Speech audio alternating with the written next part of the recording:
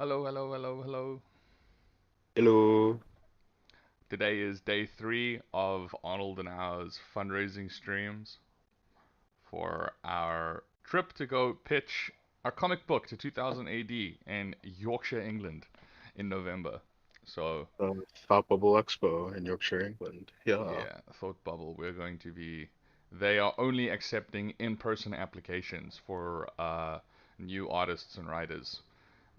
We have to go prove that we're not artificial intelligence. Um, it's our super fan Paul. Hey man, how's it going? He's very excited that he caught a stream before going to bed. Oh, cool! My neighbor just arrived with his big ass Harley just in time for us to start the stream. You can hardly hear it. Just sounds like your belly's rumbling. Yeah, we got a very rumbly tumbly. But yeah, so we're busy working. Arnold and I are busy working on a paid commission that we're doing. We're busy animating the opening cinematic for a video game called Mortal Sin. The developer Nicola has given us permission to stream our work. So we're gonna be just hanging out. Well, Arnold and I are probably just gonna be chatting about the stuff we usually chat on, and we're both working on this animation. We'll probably give you sneak peeks of it more as the streams go on. We're gonna try and stream. Well, I think we're just for the fun of it. We're gonna try and stream every day until we meet our goal, and we've nearly hit 10%. I think we've $50 more and we'll reach 10% of our goal. So that's already pretty cool. Uh, I highly recommend. By the way, this game that we're working on is absolutely incredible. Um, I've already got about 60 hours in it. It's one of the first games I've played that has ever done like first-person melee combat well, and it's incredibly addictive. I highly recommend you give it a go. I think it's even on discount at the moment because of the Steam Summer Sale.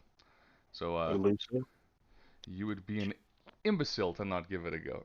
But hopefully, maybe once we have the opening cinematic animated, you guys will be more inclined to give it a go. But yeah, I highly recommend Hello. it. It's very cool. Hello, Hannah Dago. Hello, Hannah Dago. Hi. Oh wait, Hannah, you dropping into the stream to say hi? Yeah. Oh, how are you? Did you just wake up? No. Oh, Didn't okay. just wake up. Been awake since 9. Hell yeah. How's life? It's good. Prepping for the con, but Oh, I do you want need to to tell them do about the some busy convention stuff. you're going to be going to? Going to a furry convention in Philadelphia. If you're going there, What's it please called? come Furrydelphia. It's called Furrydelphia. Yeah. Oh my god. Well, Easy to remember. I hope you get a ton of commissions. Thank you. Thank you very much. Everyone is very excited in the chat to see you pop in. Oh wow. I'm flattered.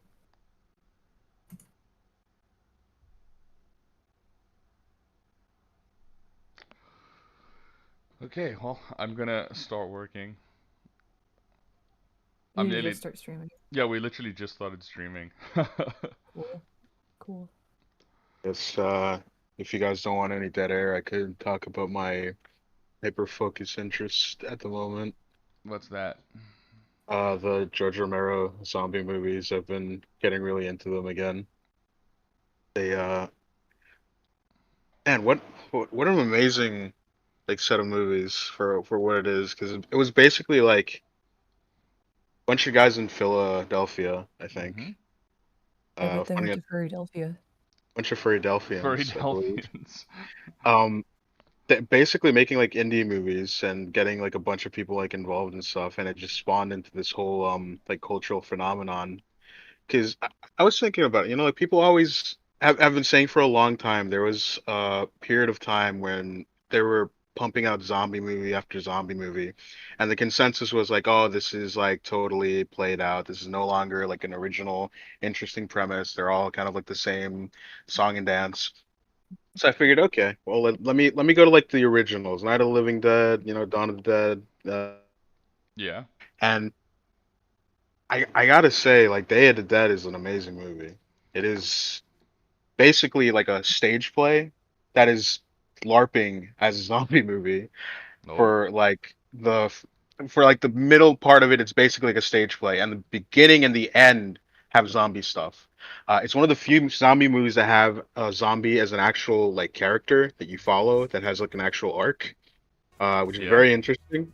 And every here's the thing about like zombies, right? Everyone always makes the like observation from Dawn of the Dead where it's like, oh, they're in a mall. These are basically like consumers, right? That's the big thing. They are literally consumers of flesh, but they're also representative of like mass consumers who are like ravenous and like, destructive.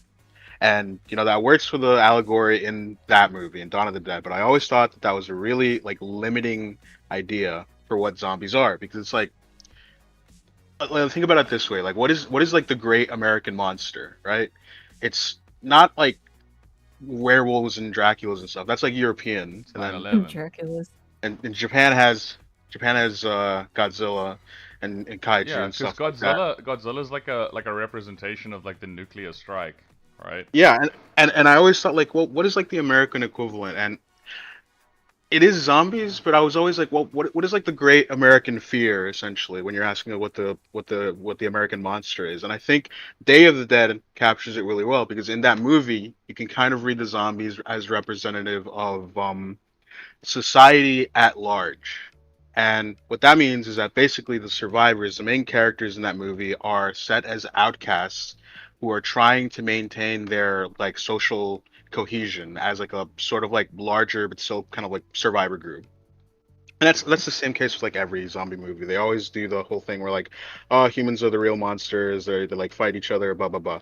But I think Day of the Dead really captures that feeling of like outside forces being so stressful that it like literally destroys an in-group of people that should be working together in a way where it's not no one's like unreasonable in that movie. Everyone in that movie has perfectly valid reasons for acting the way they do, including the like crazy military guys who are like, "Hey, we should just like kill every zombie and get out of here. Why are we standing around here just like dicking around?" And basically they're there because there's a scientist who's conducting experiments to try to reverse the zombie process at first. But then he's like, okay, you can't actually reverse it. What do? You domesticate them. Ah, And so there's like this really interesting arc of like this zombie named Bub who like he actually learns to be human again. Well, not totally human, but he learns to not be a ravenous monster. And he forms a connection with the doctor. And then uh but things go like sideways as the whole movie is basically just like this build up to like it eventually like going Ari. Like he gets his moment to shine, the zombie, which is like interesting. It's like he's like the new like like there's this interesting sort of like vision of like the Romero zombie movies, especially where there's this sense of like society is collapsing, and we as a small group want to escape society. We want to like get out of here. We want to like form our own little like subculture, basically, and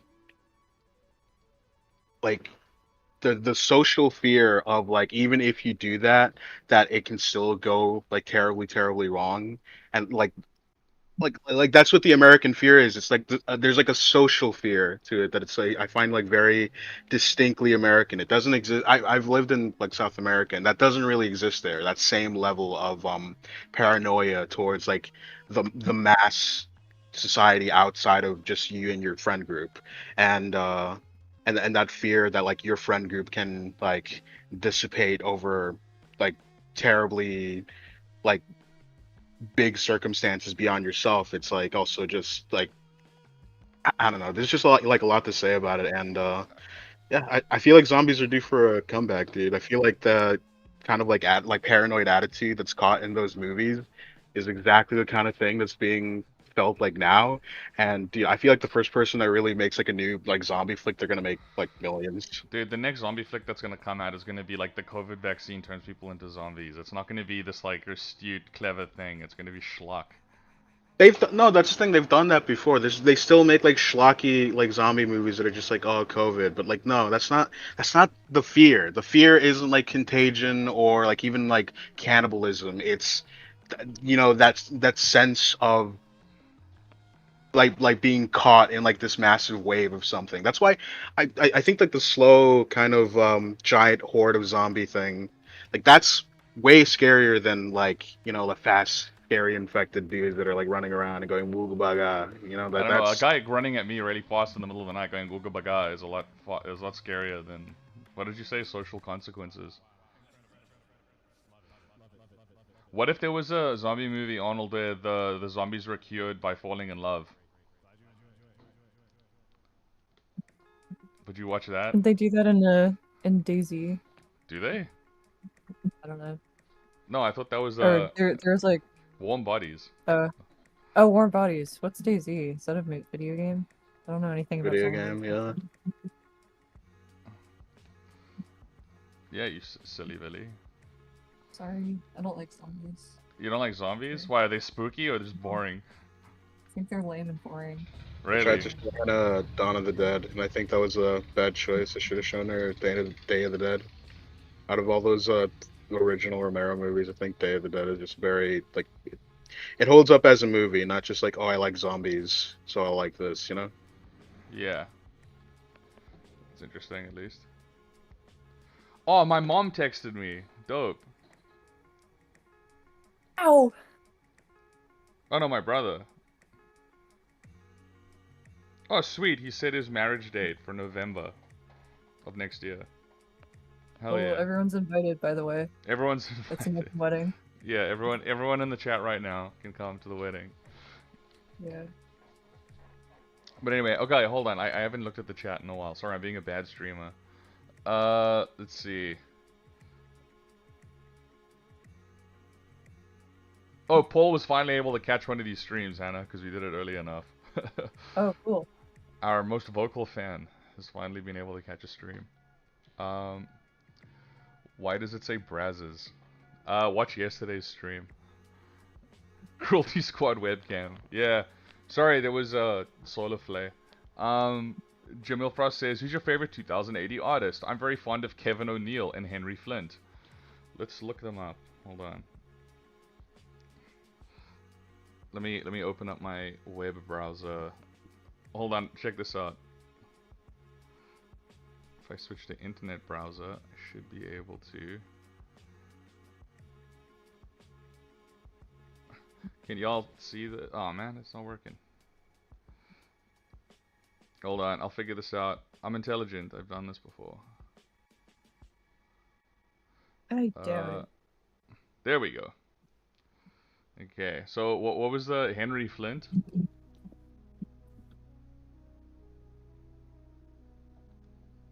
Henry Flint. Do you know 2080 artists by name, Arnold? Let's see. There's like a specific one who did he drew Watchmen stuff and he drew a lot of like Rogue Trooper stuff, but I'm not remembering the name right now. Hang on.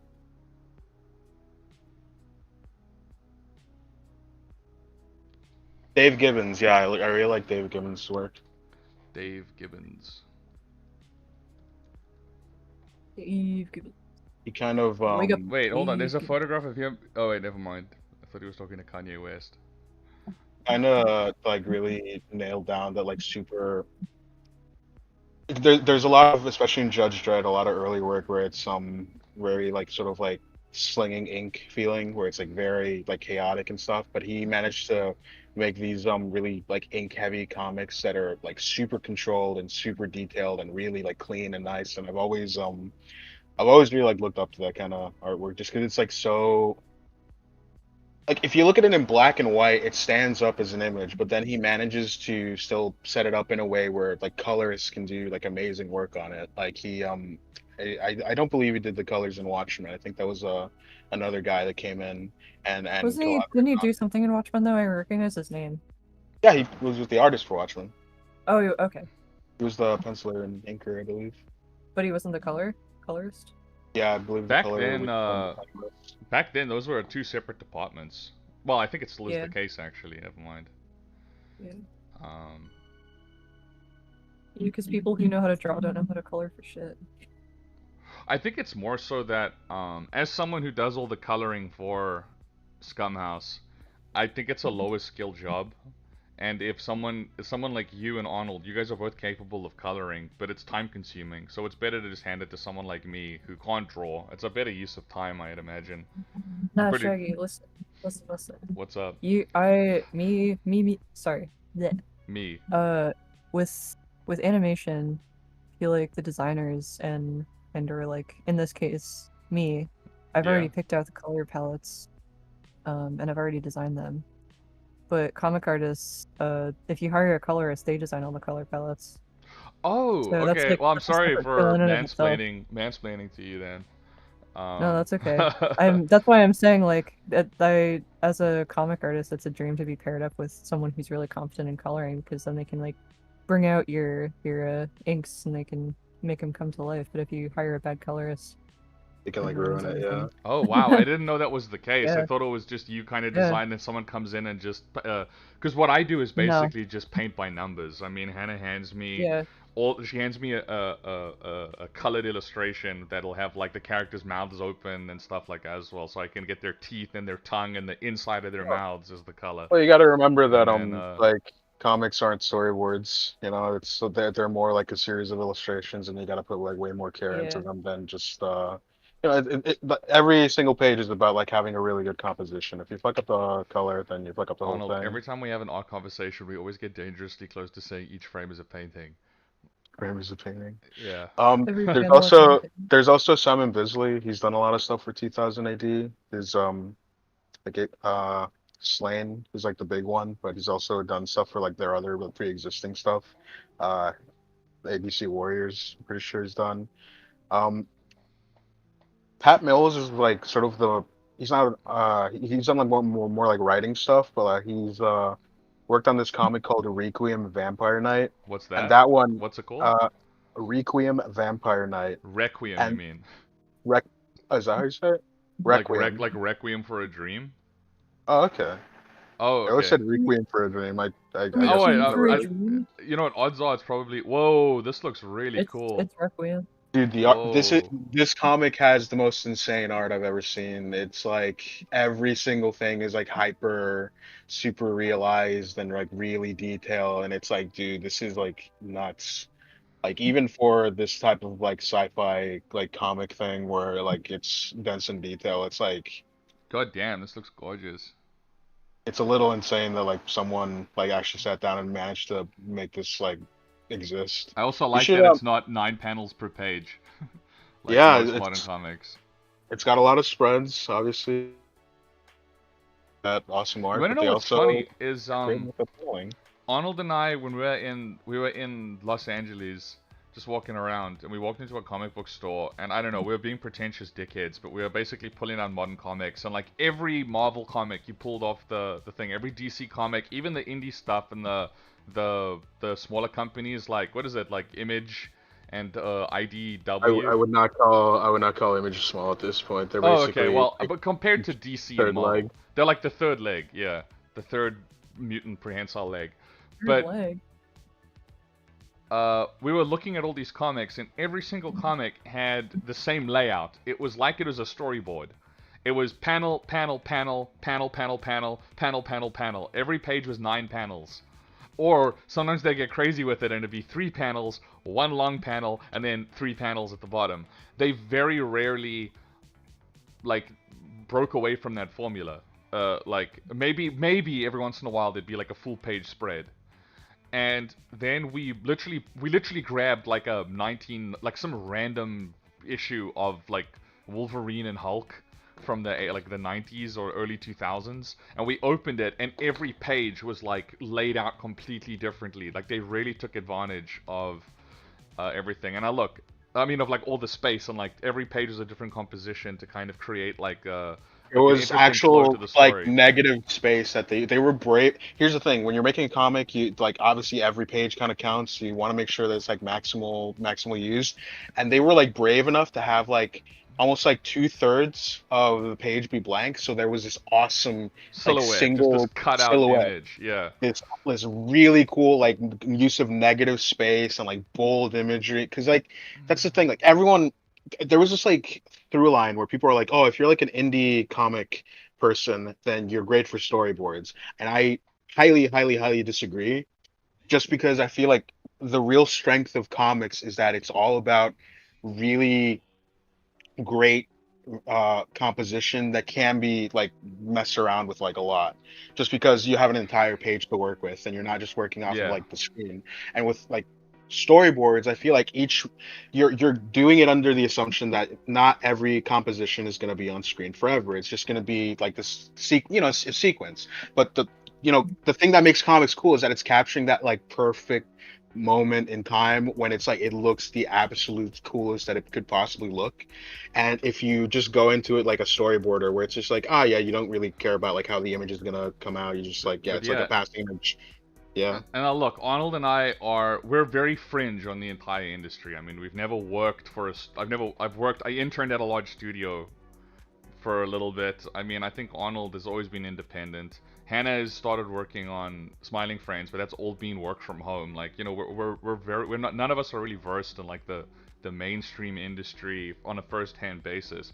But it really does come across that, like, I mean, we've pitched stuff to Cartoon Network, Nickelodeon, and stuff like that, and one of the consensus we get from the like back is that it needs to be an existing IP.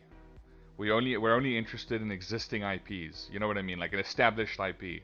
So they only wanted to. So like everything that's being made now, all the biggest blockbuster movies now are comic book adaptations. So everyone thinks that like the comic book isn't the final product anymore. The comic book is the first step to getting your motion picture. So all these comic books now basically just read like storyboards. Like it's like each panel is supposed to be like its own image on a screen, and I feel like it's made comics worse. Uh, Definitely. The whole look, there's nothing wrong with like going on and making more stuff when if your comic is successful. It's just like, look, a bad comic is going to be a bad comic forever. yeah, If you because make that, what's funny is Arnold. I don't know if you remember this, but I was talking about the 9-panel sequencing. You know what I mean? Where it's like it's just panels and like the lack of interesting spreads, like the lack of composition. And I was like, there was a copy of Watchmen, and I was like, I was like, wait, I don't remember Watchmen doing anything interesting with the paneling. I remember Watchmen was like a lot more uniformly laid out. You know what I mean? It was like just like panel, panel, panel, panel. You know what I mean? Like, oh yeah, this is exactly this is the first page of Watchmen, right? yeah, well, that was I pulled it up. like they were very intentional with that. No, no, Like, no. But then I brought that up, and I was like, oh, but like this does it as well. Why does this work?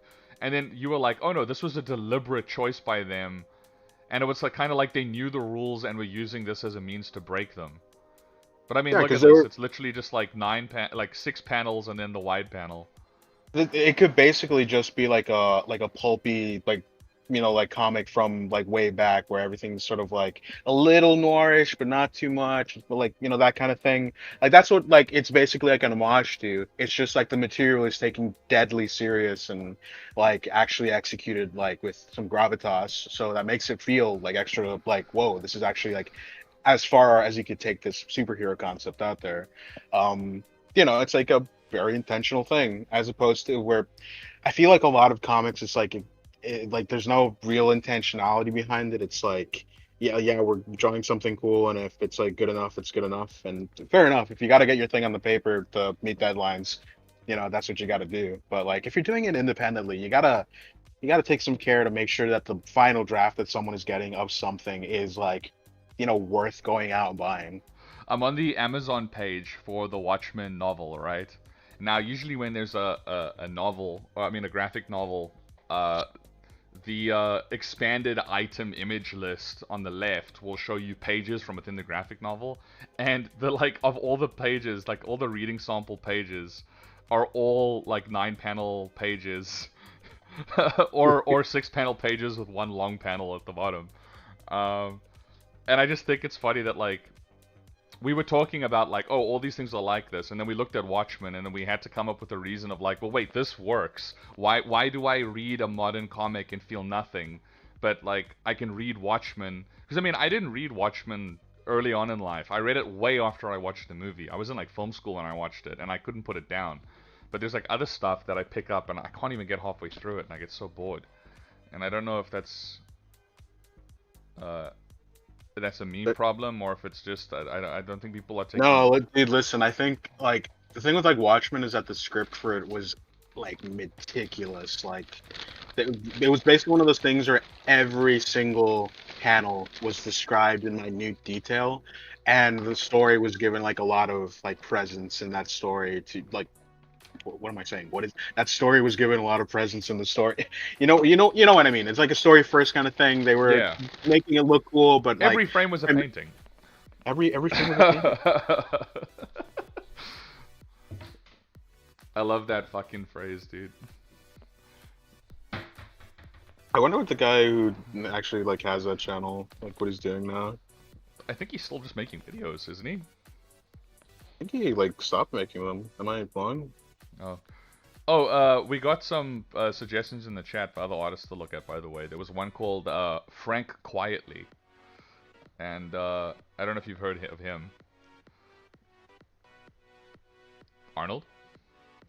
Yeah, I'm just looking it up. Oh yeah, I've seen this. I've seen this before. He's done Damn, these are some tiny lines. stuff. Oh, he did. I think he did that like classic image of Judge Dredd reading a little story time book, where he's like in bed with like a little hat. Endless possibilities Well, lie ahead. Yeah, okay, oh I my recognize god. this guy. This guy's done that one Superman comic that everyone's like, this is like the best Superman comic ever. Uh, hello, Matt. Hello, hello. Oh, hey, Oh, Matt. Oh my god. Arnold, remember I was like, oh, this is gonna just be me and you today. It's just gonna be yeah. a Shaggy Arnold experience. But now we've got Hannah and Matt hanging out with us today. Everyone say hello to Matt. I said everyone say hello to Matt. Uh, uh, Hello, uh. Matt. Yep, That's yeah. awesome. So how was fishing, dude? Fucking wet and rainy and Did you catch anything bad. yourself, or was it all Yeah, I caught like 5 things. Oh, hell yeah, dude. Literally in like the first 5 minutes, we caught like 6 fish. It was kind of Oh, man. ridiculous. Oh my god, that's so cool. So are you guys gonna grill? Are you guys gonna do a big grill, or are you gonna do like a gumbo pot, or what's the plan for that? Probably grill, but we'll probably like take a lot of it home, honestly. Hell yeah, dude. Yeah. I'm so jealous. Sure. I've always the few times that I've caught fish, it was at a place where it was like catch and release only. Oh, yeah. Well, we actually had to throw a few back because they were too big, funny enough. Oh wait, they were breeding size. I guess, yeah. Yeah, that's what I always find that funny that there's a maximum and a minimum that you have to throw back. Yeah, I know, right? Yeah, but it makes sense though. You want to have the big ones breed because it'll breed larger fish. Yeah. Intergalactic Responses, you guys should check out the backgrounds in Blame. I'm pretty sure Arnold's already quite intimately familiar with Blame. Oh, Oh wait, yeah, no, that Blame. was no, that's Loz's, one of Loz's favorites. Blame is like a really cool comic. It's you remember Junkhead, right? Like that movie, like I can just like look at it and tell like they were really like that they took a lot of their visuals from Blame, just that really stark, brutalist architecture mixed in with the techno organic stuff. Junkhead or Mad God? Junkhead. Oh, Mad God okay. was more like its own thing. I loved Junkhead. I loved it so much. I can't wait to see the sequel. Oh yeah. Mad God, I was cool looking, but goddamn it. There was I remember there was like this music video that someone made after the movie like leaked online, and they like edited it, and it was amazing. Like it worked, a self-contained thing, and I almost thought like Mad God this or actually Junk? the Mad God, Oh, and that's okay. how I watched that footage originally because I think for a while you couldn't get the original short film anymore because it was originally a short film that was like the first part of the movie, and then the extended stuff after the main you do the main character switcheroo is like basically what he could work on after that short, and I feel like that first short works like really perfectly as like a small thing, and that music video made it even smaller, but it was actually like kind of like cooler because it worked in like all this other stuff. Um, and then I really think everything about that movie like looks visually like amazing. It's just like pure, just someone making something cool and as raw as possible. I appreciate it in that regard. As far as like something you can kind of follow for the story, it's not really all there. It's a bit of a mess. Well, not mess, but maybe I'm just too stupid to understand it. I don't think it's a mess. I think it's just missing that extra something to make it like click at the end. Dude, unironically, when we finished Mad God, I had the same feeling from when I finished watching the anime for Evangelion.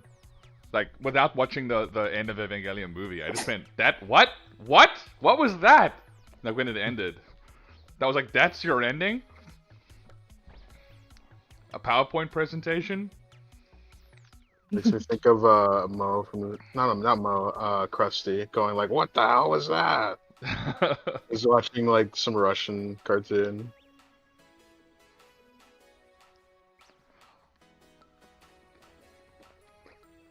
Oh, the chat doesn't mind, but I'm eating soup. Soup eater. They can hear you crunching and munching. Oh, can you? I'll He's got mute. crunchy soup. No, dude, it's soup. You don't crunch and munch soup. I was kidding. Oh, okay. Well, I've got crunchy ciabatta bread, so. Oh. That doesn't matter. Hmm? It don't matter. None of this matters. Someone in the chat says, "I remember hearing a quick way to get a comic artist to hate you as a writer is to do too many two-page spreads." Yeah, that's probably a good way to get on a writer's, not a writer's, on an artist's like shit list. Just because I feel like that's the comic equivalent of like, ooh, animate a crowd of people real quick. Yeah. Oh wait, someone just asked, do you guys play any Soulsborne games? I've got a funny story about Hannah, right? Arnold and I have wanted to sit down and just watch her play Dark Souls. It'll, just because she's not, it's so far detached from what, and we're like, oh, like she's gonna get to the bosses and get like, it's gonna be like the typical, haha, look at the noob get crushed. So, funnily enough, navigating around is what Hannah struggled with, but when she finally got to the bosses, she just fucking destroyed them. She beat the Asylum Demon on her first try, and she beat the Taurus Demon on her second try, with no help from Arnold and I. She just beat them. I did get verbal help. Don't get it. Yeah, twisted. I was like, you can dodge. No, you're like climb up this thing right at this point, and then jump on it. And The then ladder? hit, and then- yeah. Well, Well, yeah, but I Hannah, mean, why still. do you gotta be so gracious when You're so Well, because I humble. don't want to just think that I'm like You're a god gamer. The god gamer. the yeah, ultimate gamer, dude? because I'm not. It was very funny to just, because I remember quitting the game because I couldn't beat Taurus Demon. That was, Should've yeah. just kept trying. Yeah, I think me and Shaggy, we've both played like the Dark Souls games. We were staying at a friend's place, and uh, a friend of ours beat Bloodborne the entire time they were there while we were like working on stuff. It was really awesome. Uh, and we've played Elden Ring on and off. I haven't beat it yet, but yeah, it's I haven't that one's beaten fun. Elden Ring, but I've got about 60 hours in it. I keep getting near the end and then replaying, like starting from the beginning. So I play that co-op mod with friends of mine. When we get some time, I'm excited to play the DLC. Apparently, that's quite incredible. Early Image Comics have these really dumb two-page spreads you have to turn on their sides. Yeah, but What the that's kind of cool. So it's like a Like a fold out? like a fold out, like a pin-up or something. that's That's funny. pretty fun. When I was growing up, my jam wasn't so much Image Comics as much as it was Spawn. And dude, as far as like fun paneling, like Spawn rules, just because it would never just be like a square or like a rectangle panel. It was always like it was all jagged and messed up and kind of like it was like a weird oblong shape. They would like throw it to the side so you could have like a cool pose. And it was basically like they would do the drawing first, paneling second, kind of like that's what it felt like. And it was always so like dynamic and cool cool to like read it that way because you were always like you didn't know what to expect. I mean that's why I like Dude, Spawn. I was very into superheroes as a kid, like Marvel and stuff like that, but unfortunately, those comics never really sold in South Africa. Um, until I was like in my mid-teens or whatever. There was no like comic book shops or anything like that. So, um, a lot of the comics we got were British ones. And there aren't really any British superhero comics, but I remember really liking the Spider-Man show and the Spider-Man game. And I remember my aunt was like, "Oh, you love superheroes? Let me go to Exclusive Books, which is like the biggest bookstore in South Africa, and buy him like a superhero comic book." But there weren't any. Do you know what the Beano is, Arnold? Like Dennis the Menace and stuff like that. Oh yeah, I those are got, like comedy comics, right? yeah, she got me a massive hardcover omnibus of Banana Man, and I ended up really enjoying it. But I just remember like there's a special part I think in everyone's childhood where like a part of them is shaped by like an adult misunderstanding their interests. Does that make sense? I think Yes. so. Like I think everyone has I've a story like that. experienced What was Yeah. yours, Hannah? I got I got Sim Animals Africa, like the animal version of Sims, but the African version of the animal version of Sims, Yeah. and it was like one of my favorite games. And then I also got fucking Animal Crossing, because my family was like, oh, she likes animals, and she has that crazy Nintendo DS. And at first I hated Crazy it doohickey. because I couldn't be an animal, but then I really liked it. You hated it because you couldn't be an animal. It's so Yeah, I was cute. like, this is stupid. I don't want to do this. And I was like, oh, I can talk to other animals and make a little house. Cool. Little House. That's so awesome. I just thought it's like stupid. Yeah. I can't be an animal.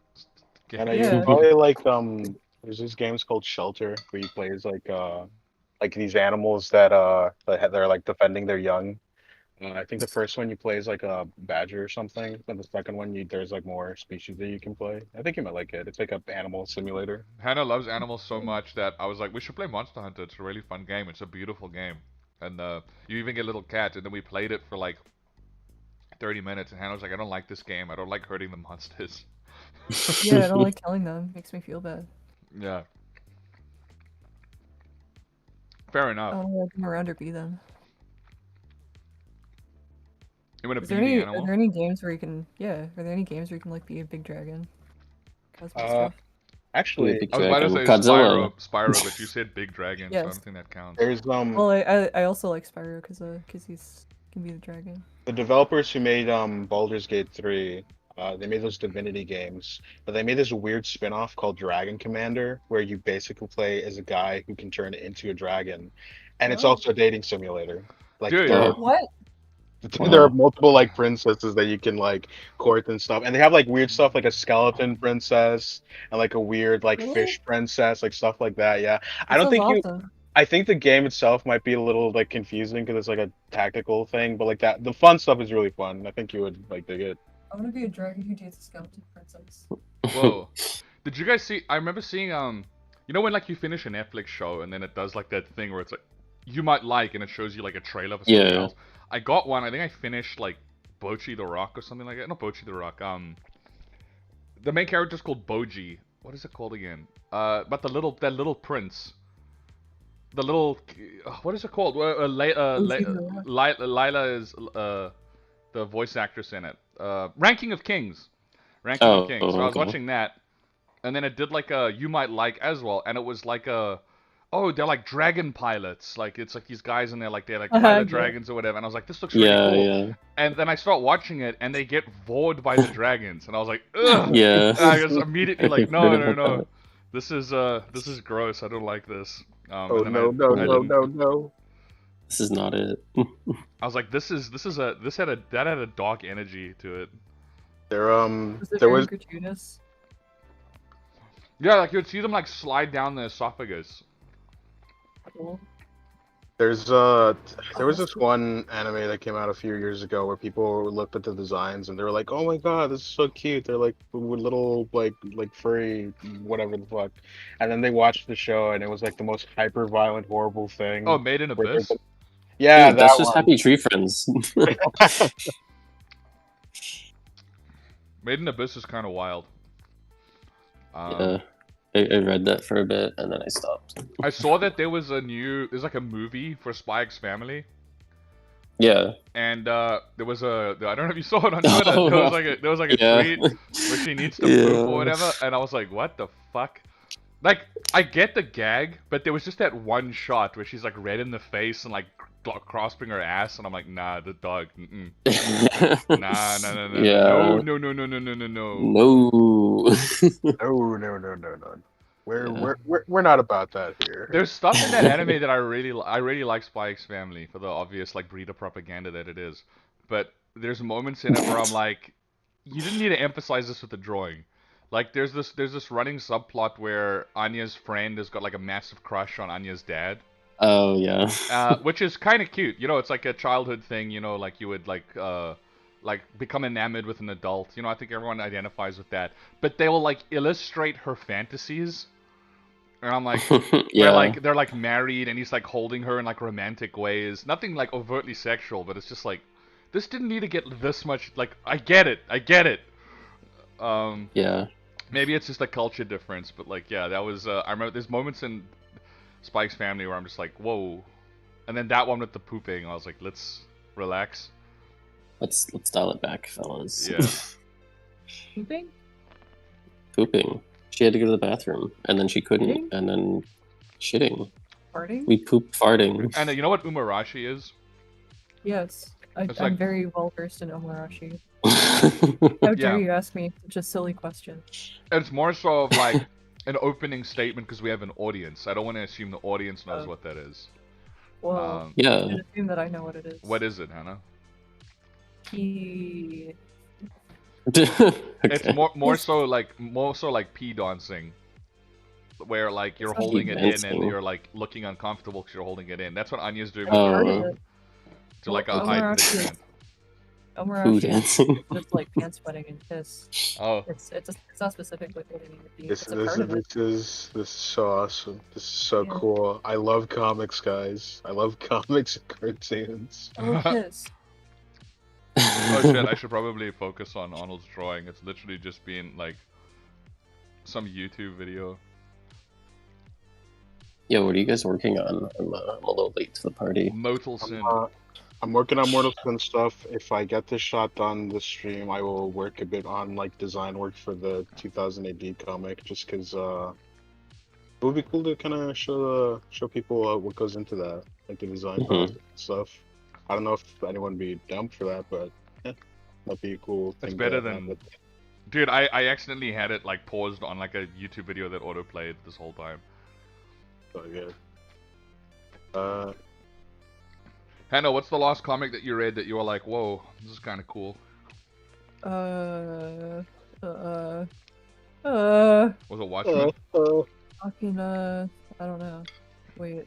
Didn't you get into like into like Sin City for a little while after we watched the movie? I bought the book, I never finished it. Magic. What have I read? I'm gonna be real with you. Once you watch the movie, there's no real reason to read the comics. Oh, Does that's the comic have blasphemy, more? dude. That is not true. That is that is not not true. The comic is Exactly. so good. The Mm. comic Comic is was so the good to original. read. It defined a genre, I did. movement. Sin Yeah. City, isn't that the black and white movie, right? Yeah, black and white. With like the accented colors here and there, right? Yeah, Frank There is Miller. a Yeah. style of filmmaking. I can't remember what it's called, but I was looking up like I was on a website that was like showing like the different styles of filmmaking. When it turns like the actual medium, and I can't remember the name of it, but it's basically a black and white film that then use hints of color for emphasis. But it only had 2 examples. No, Is had it 3. Schindler's List? Yeah, it was Sin City 1, Sin City 2, and Schindler's List. Yeah. And I was like, I'm whoa. pretty sure the Spirit movie. Doesn't the Spirit movie do that where he has like a big red tie, but everything else is in black and white? Or am I like? Spirit? Spirit? Stallion of Legend- the Stallion Cinnamon. of No, the detective guy with the big nose. Of the With the cinnamon? fedora and the domino mask. What? Yeah, there's a guy named Spirit. the Spirit. Like I think it was like the Eisner superhero. It was a black and white movie? I think it was black and white. It was like a was newer one. I might just be like misremembering it, just I because thought he it's was like blue. Like, didn't he it have was. like a blue suit and stuff? And I think in the comics, yeah, but I think in the movie they're like, we're gonna make this like dark and gritty, so it's like black and Okay. white. But again, I could totally just be misremembering it. I might be having my wires crossed or with Sin City. Yeah, fair enough. Dynamite Gaming says, don't watch the Spirit movie. It's awful. The horse one or the detective one? Because we did watch the horse one We recently. watched the horse one recently. It was fine. I do like Hannah was like, the animals, I don't like this movie because the animals don't talk. And then like the animal immediately started talking. And we're like, No, Hannah. he doesn't talk. He has an inner monologue. He doesn't talk to any of the fucking horses. He talks in horse speak. And then the horse goes, Do you think I was like, this sucks. Do you think that movie was intentionally made initially to be silent, like he didn't speak? Yes. And then I they were like, 100% think so. kids will not get this. He needs an inner monologue. No, commit to the wall. they said that kids won't like it, and they were right. Because I didn't like it. Don't The monologue pasted over it did not save it. Reminds me of the Blade Runner dialogue. Do you know about that? Where like Oh yeah, yeah. that It's got a movie was monologue. originally had no monologue or whatever, and then they were like, "Oh, this Yeah. doesn't work. This is not going to work for general audiences." Harrison Ford, please dub over the entire movie. Dude. Is that the theatrical directors or which I cut think is that? I think that's the theatrical cut. The director's cut, God. I think, gets rid of it, and Harrison Ford just gives the worst performance of his life in that. It's like actually like What horrible in the narration or in the movie? in the narration. Narration. In the movie, he's great. I mean, obviously, it's like Blade Runner Oh classic. no, I don't want to, dude. I love the new Blade Runner. It's like one of my favorite films. I have never finished watching Blade Runner. I always fall asleep. The old one. Yeah, it's I so boring. I think I just had it overhyped to me because I thought it was like fine, but I just was like, oh, that's it. I thought it looked really cool, but it was Yeah. boring as fuck. I got to see the one of the like little sets that they built for it, like the miniatures. I got to see it in person, and it actually like is really impressive just to see the amount of effort they had to like have all this wiring and circuitry behind the model so it could like light up in time. And I heard stuff like they had to have like these fog machines that would basically like sell the effect, but they had to film it really slowly. And like because they were filming in California, there were like earthquakes and stuff. So sometimes they would leave it overnight and come. An earthquake would have happened, and it would have like ruined the shot. So they would have to like basically leave it rendering again overnight. Wow. God damn. Huh. I used to. There was I got to work on a very shitty sci-fi movie when I was in film school. I can't even remember if the final product was any good. Probably wasn't because nothing ever happened of it. But I remember working on it was really fun, and they wanted this like establishing shot, and I got to help a guy build a miniature like cityscape with like lights and LEDs and stuff like that, and we used like shampoo bottles and like car mufflers and stuff like that, and like bolted it all together, and then like sprayed, like primed everything, and then like painted everything, and then lit it darkly, and then flooded it with we got a fog machine, and then put it through a pool tube filled with ice to cool the fog down, so that it would like settle on the bottom. I was really fun. Oh yeah. That's so cool. Being a set designer sounds fucking dope. Too bad it's a dying profession. What do you mean? We have all those green sets of The guy who Yeah. sets up the green screen. yeah. Yeah, he gets out the projector stand. He's like, oh, okay, we're done. Or what was the thing they used for the Mandalorian in like season 1? I forget. They had like a specific name Yeah, for like, hold on. I'll look it up it's like quick. a something scape, but yeah, it was like just a newer version of like making a not real set.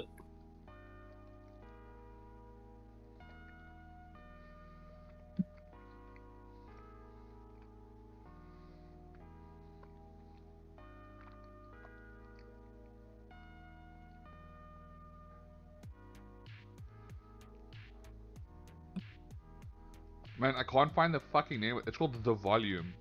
Yeah, that was it. The volume.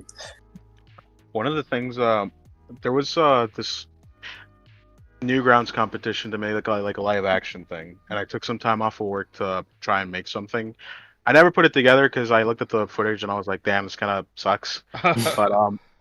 But I built like a costume for it and everything, and I like got It's like sitting wasted. in I your Oh, was wasted that the thing Sam you showed and me? yeah, the can guy. Oh, okay. I got Sam and Hannah to like help me out with that, and one of the things I found out that I actually really like doing was like, um, blocking, I guess it's what it's called, where you're like kind of like planning out how the shot is gonna go. You're like, okay, this is the X. Start the shot here, and then you're gonna walk over there, and then like blah blah blah blah blah. Like that stuff was really like cool, and like I could see myself like really enjoying doing that, and just going back to like the zombie stuff that I've been getting into. Like those movies must be like hell to try and block. They like Oh just yeah. getting like literally like hundreds of people to like act like a mob and like do Right. zombie stuff and like that must be like insane. Like they had this shot where they had an alligator crawling out of a building, and they had to get the handlers. Like they were originally just gonna like bring in the alligator, but they were like, "Oh, we need this in like a shop, but we can't just have it next to like a normal person because obviously it's like next to like a live animal. So you, the handlers, we're gonna like dress you guys up as zombies, and you're gonna like appear next to the alligator." And it's like these poor guys getting roped into this situation. Um, yeah, just stuff like that is really like fun to hear about.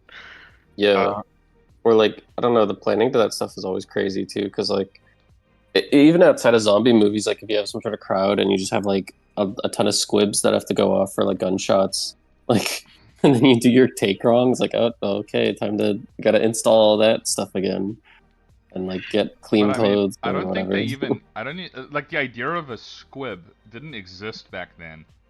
Um, if I'm Oh, thinking, like way, way, Are you way back. talking about the Day of the Dead where they're in a No, shopping I just meant center? like No, I'm asking later in Arnold. general. Oh, okay. The I one where think they they're in had a. squibs. Dude, that was like back in the 80s. Yeah, they definitely had squibs. There were a ton of like action movies and No, stuff. no, I no. think. I'm saying that they didn't because they had like no money. Oh yeah, if you're thinking like Night of the Living Dead, like that was.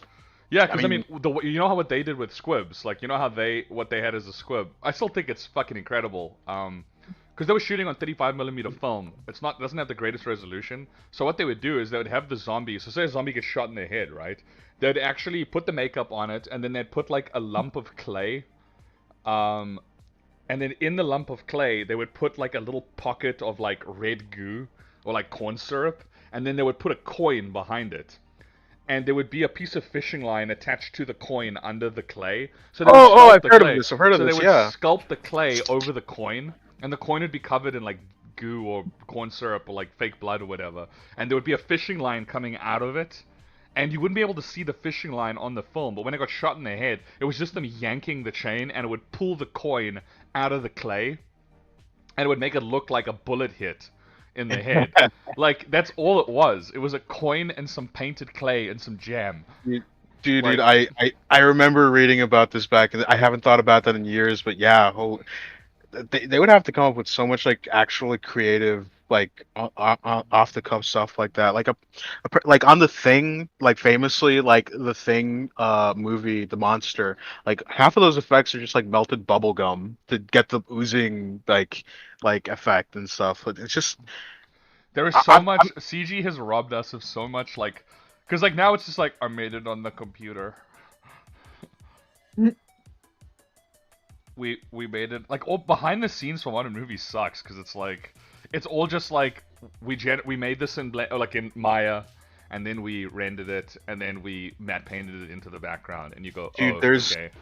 there's this movie we watched on Christmas called Robot Jocks that you can look up the like special effects for it, and it's basically like stop motion giant mecha robots, and I think they're using like blue screen. I don't even think they're using like green screen. They're using like blue screen and miniatures, and there's this one shot where it's like the pilot is in the cockpit, and there's like a stop motion robot that he can see through the cockpit, and then in between that is like another stop motion shot, or not even a stop motion shot. I think it's like a miniature of like the arm going up to like ready a rocket, and it is like It was it's like the amazing. most it's like the most insane amount of effort for like a split-second shot. Where now it would just be like, oh yeah, just make it digitally. But like back then, like the actual film that they was like shot in would have to be like edited like manually on like an actual strip of film.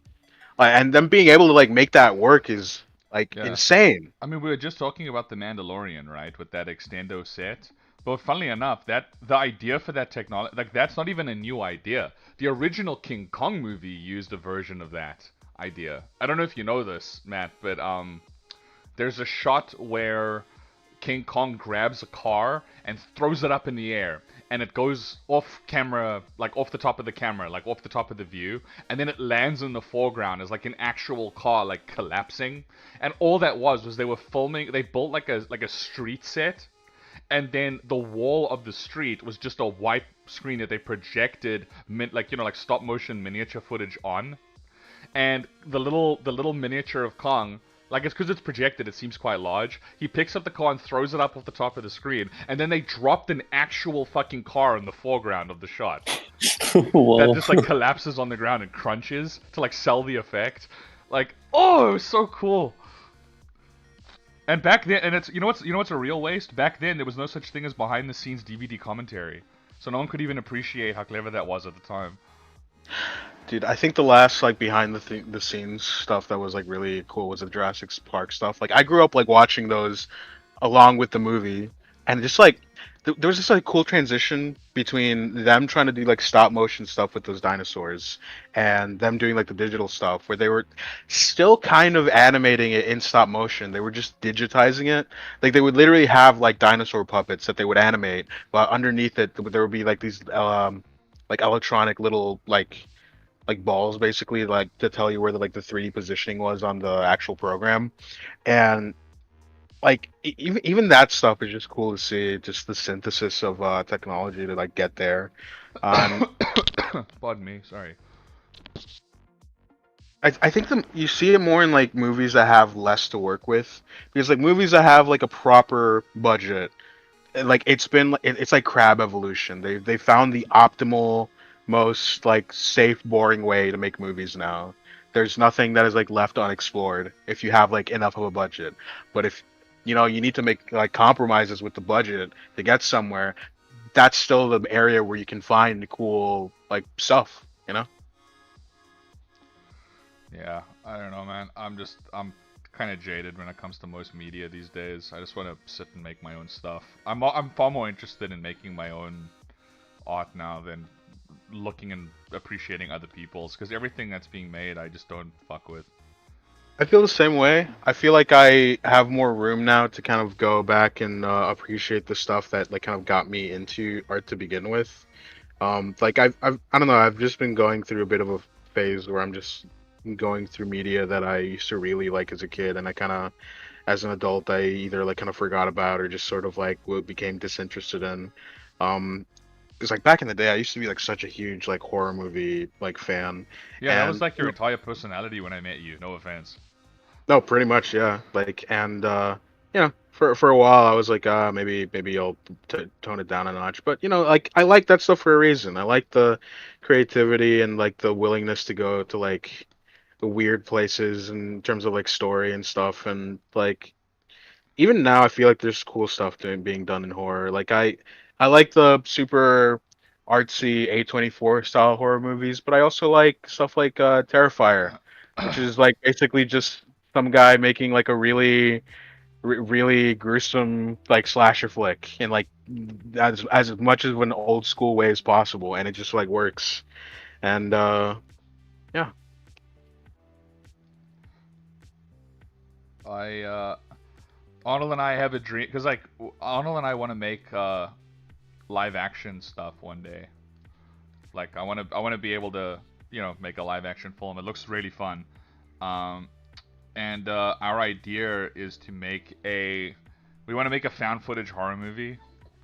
I know, super original, but we will have a cool spin on it, because our found footage movie is going to be, how when you're watching a found footage movie, right?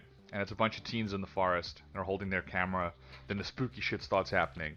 And then there's the one guy who's like, no, I'm going to keep filming because and then there's like some dumbass reason that he keeps filming the entire thing. Because obviously he's got to keep filming, otherwise the movie wouldn't exist. But it is stupid that your life is in danger and you're busy going like through a fucking camcorder or holding your phone up in like modern found I footage. need to record the film. I need to record my film. Yeah, so we were like, no, what if the teenagers were like, whoa, no, fuck this, and just drop the camera, but the monster in the woods is like, ooh, what's this? And picks it And up. picks up and the then, camera. And then you get and that makes you think like, oh, then it's gonna be like some slasher with like a camera. No, what if it was like a proper what would a monster movie be like? You know, like a Yeah. monster made What a if movie. what if a Wendigo found a camera in the woods? Okay? And we thought like, okay, but what's his motivation to use the camera? And we thought, okay, what if he's got a child? And the child has like modern human pollution, okay, has like spilled out into the forest. So this kid is like obsessed with what is it called? Like human stuff. You know what I mean? Like he's being human pilled. And he never leaves the cage. He never leaves the cave. He just wants to play on his Game Boy and that he found. All sorts of nonsense like that. So the dad uses the camera as a way of luring him out, and they start basically making home movies. So what we want to make is a mixture of the Goofy movie and the Blair Witch Project. And it's going to be called Son of Wendigo. But yeah, he's going to be teaching his son how to be a good Wendigo, and there's going to be tons of like awesome kill stuff. But it's like, imagine your dad filming you at your first like football game, but it's going to be like a Wendigo filming his son like killing campers and stuff. You trust me, dude. In like a few years, people are gonna like look back at the stream and they're gonna be like, "This is where it started." This is where it started. The creators behind, the twisted minds behind Twisted Son of Mind. Wendigo. And I want to build an animatronic Wendigo costume and just go scare campers in the woods. Yeah, And I'll do that'd it, be but we're gonna do it in Canada so we don't get fucking shot by rednecks.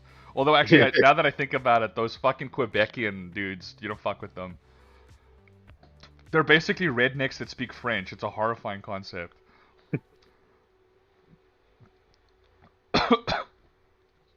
No offense to the Quebecians in the chat. Or Montreal. Where were we, Hannah? It was Montreal, right? Sorry, you cut out for a bit. Oh, did What I? were you talking about? Yeah. Oh, I was talking about, What remember are you when we... referring to? Huh? What are you referring to when you When talk we about? went to Ottawa, remember, to sort out my American visa stuff, I remember we were at that one gas station, and there was like Yeah. the rednecks with their truck with like the ATV on the back and the shotgun rack and all the stuff, and then they walked in and just started speaking French. Yeah. Yeah, that was Yeah, cool. that's Montreal.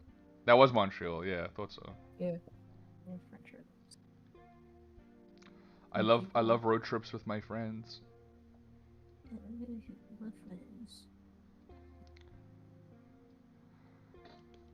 Spending a night in Chinatown in Ottawa with Arnold and Hannah was a lot of fun.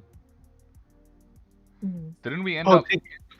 Dude, do you remember when we walked out that there was just like a suitcase that had like someone left it in the middle of like a park, and it was just surrounded by like ominous notes. The mysterious Chinese suitcase. That was so fucking weird. It was filled with like t-shirts and underwear that had been like torn apart. There was like a suitcase open by a bus stop, and it was full of like soggy like note paper with like very hastily scrawled Chinese on it. It was fucking crazy. Someone It received wasn't a phone. Chinese. I thought it was like love letters. Was it? I remember it being in Chinese. Oh. And outing herself as a Chinese agent. Yeah. Hannah's like, no, what are you talking about? I understood everything that was on the page. I'm like, Hannah, it was all in Chinese. Oh. And you're like, oh my god. Oh my god! You wake up Oh tomorrow my and you can just God. speak. What's 2000 AD? Yeah. We got Tony. Oh wait, we're at the hour mark, so I might as well do the reminder. Arnold and I, with the help of our friends, are going to be streaming every day, and we're trying to fundraise money for a trip to Yorkshire, England, to the Thought Bubble Comic Book Expo, because 2000 AD, one of our favorite comic book publishers, is accepting in-person applications, and we want to pitch them our comic book that we've been working on. So if you've been enjoying the stream and you like Arnold and I, and you want to, help support the art that we make, you can send any donation, big or small, to help us pay for our plane ticket. We've already raised enough to buy our tickets to the convention. Now we just need our plane tickets. We're sorted for accommodation, but yeah, we just need to be able to afford the plane tickets. So any small amount matters, and we'll be very appreciative of it. And yeah, and these streams are going to be about us just showing what the daily lives of Scumhouse are. If you're wondering what we're currently working on, it's an opening cinematic that we've been hired to make for a video game called Mortal Sin. You should check it out on Steam. It's an early access. It's really, really fun. Anyway, back to our regularly scheduled content. Yeah.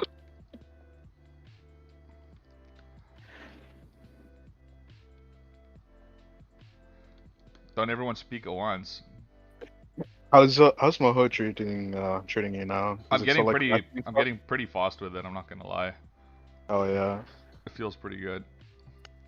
It's not like crashing like it was before, right? It crashes if I just leave the computer on, but I think it's more so my computer than Moho, if I'm being honest, because my laptop is getting it's getting up there in years, and it overheats. So I think it's being, if I just leave it on, it's very hot here in Canada for whatever fucking reason.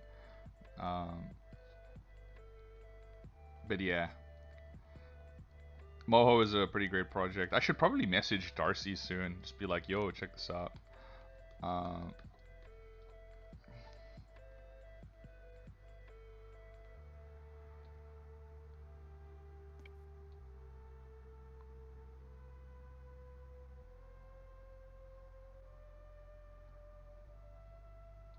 What is the chat saying?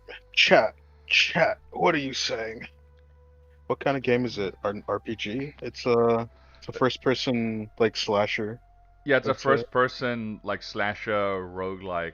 Like you're a guy with a sword. It's like a first person game. You're a guy with a sword and you're running through dungeons chopping up skeletons and imps and wizards and stuff like that. And you collect better gear and armor that's got like special magical properties. So you can like shoot fireballs or like shoot like beam swords with your wave. Like you can pick up magical you can pick up like magical staves that let you cast different spells like freezing your enemies and stuff like that, and it's incredibly fast paced, and you have to like combo all your different abilities together. There is no cooldowns or there's no cooldown management, which I always thought was pretty cool. It's pretty unique. Like you can just spam dash to just fly really fucking fast. It's a pretty great game. I've got about 60 hours in it already. Whenever I need to take a break from staring at a screen, I'll stare at a screen and play Mortal Sin. It's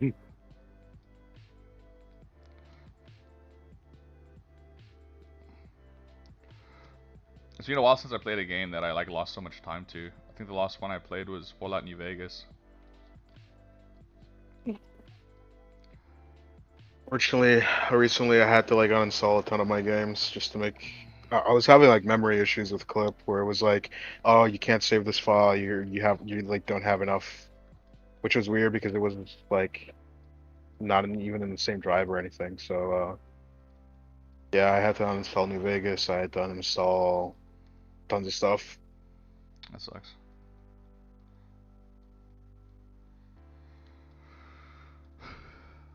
Yeah, and Oh, just play it unfortunately, next time. Matt, and wait, Matt, are you back in where you live? I'm still even on the call. Wait. Wait, Oh, Matt's not he's on the muted. call? Oh, No, he's just muted. oh, okay, never mind. Because he was at Cape Snod last I recall. Yeah, Hannah, he's still there. Hannah, do you play video games anymore? No, I've never played video games. That's a falsehood and a The last lie. game we played Mario Party. I remember. Man, I'm bad at Mario That's a Party. party game. Does that not count as a video game? I mean, it's not like something I get off from work and I sit down on the couch and I play Mario Party to cool down, and I'm like trying to complete Mario Party. Oh, okay. Well, it's still a Well, video game. you know. I mean,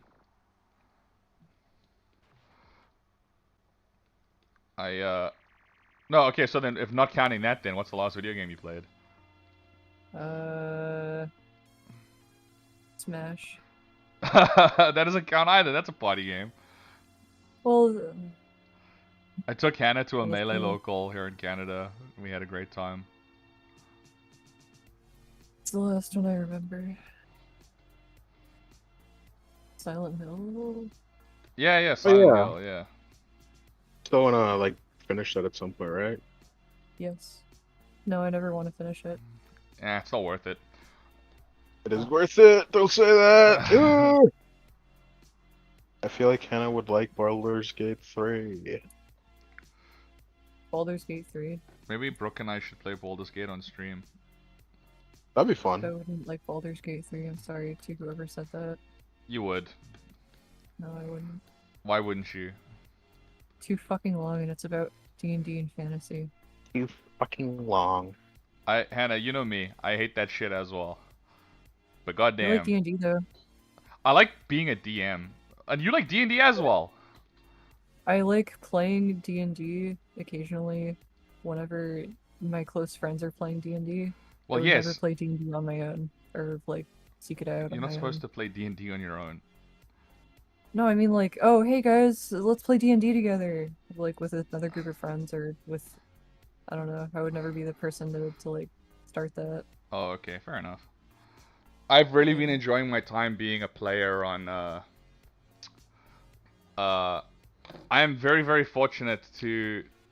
I play. I don't know. Is it name droppy? I don't know What? No, it's about who else I play D&D with. you can just say your friends. Oh yeah, okay. Well, no, I just mean like I just want to say it's cool playing with all the people I play D&D with are artists. I am not one, but all the people I play are artists, and it is really fun seeing like after a session, seeing like all the doodles they did of like the random stuff they encountered. It is very cool and rewarding to see, especially if you're a DM, because you basically get to see them like illustrate what they imagined your story was like. Your campaign, I mean. I'm just gonna say it. I play D&D with Destiny and Markiplier. Yeah.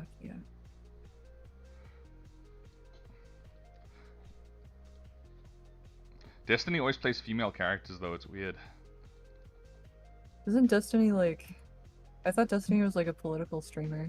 He is. Oh, That was the joke. no. Markiplier's not a political streamer. No, I know that it's like too random. Okay, never mind, Hannah. Hannah, I don't have to explain comedy to you. I'm sorry. Once you gotta explain the joke, it's no longer funny. Unfortunate. I'm sorry, Hannah. That's just the I way. like I like playing D&D with Shoe on Head. Yeah, Blair White and Shoe on Head. You love hanging out with those two. I love Blair White and Shoe on Head. Oh, someone said play Deep Rock on stream. No. No. Deep Rock is really fun, but Why? Arnold and I scream at each other when we play that game. We're very aggressive. We like to beat each other into submission. We like to throw C4 at each other. No, you don't. You like using an engineer's fucking nuke launcher to blow me and Lars up every single fucking time. And you go, oops, as you fucking just like hip fire that thing into an enclosed space. Listen, it's not an OSHA violation.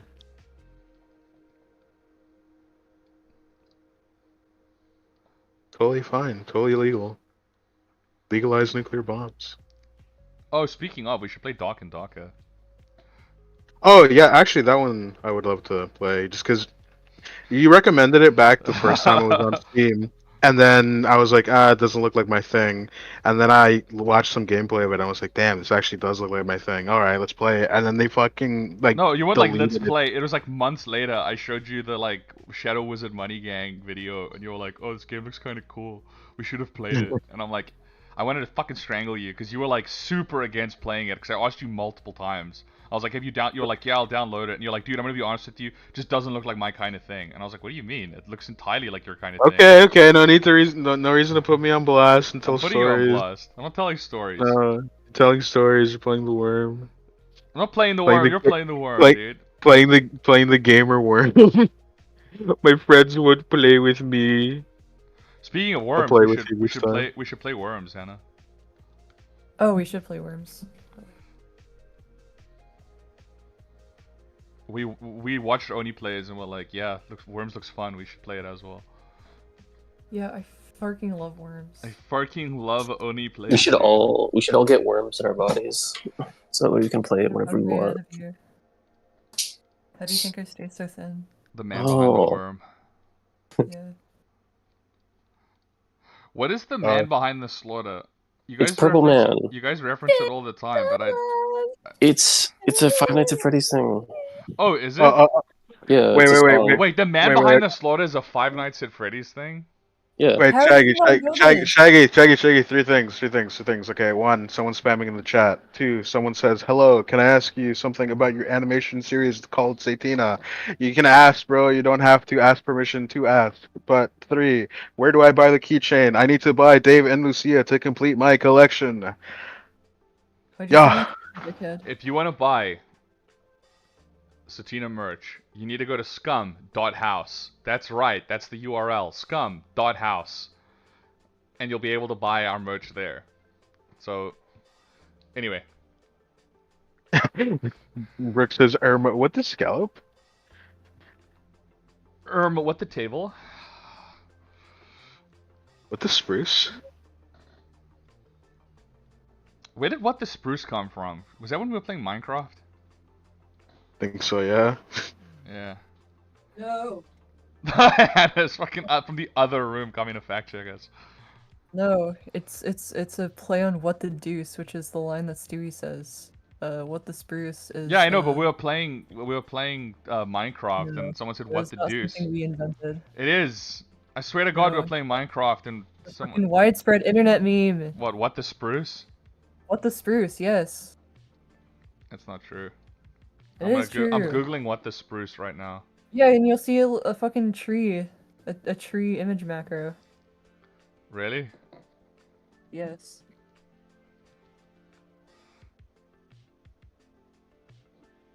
Oh no.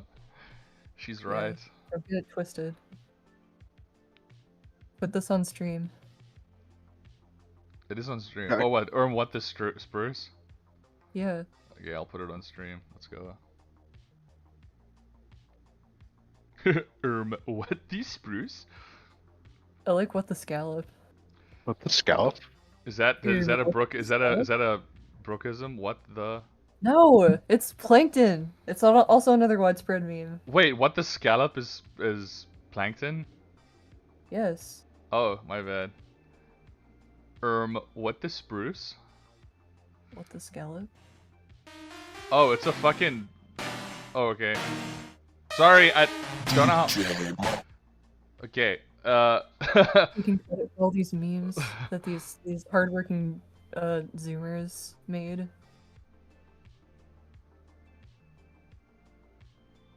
What the spruce? I don't know why, but our main. Wait, channel is this put a- timeout?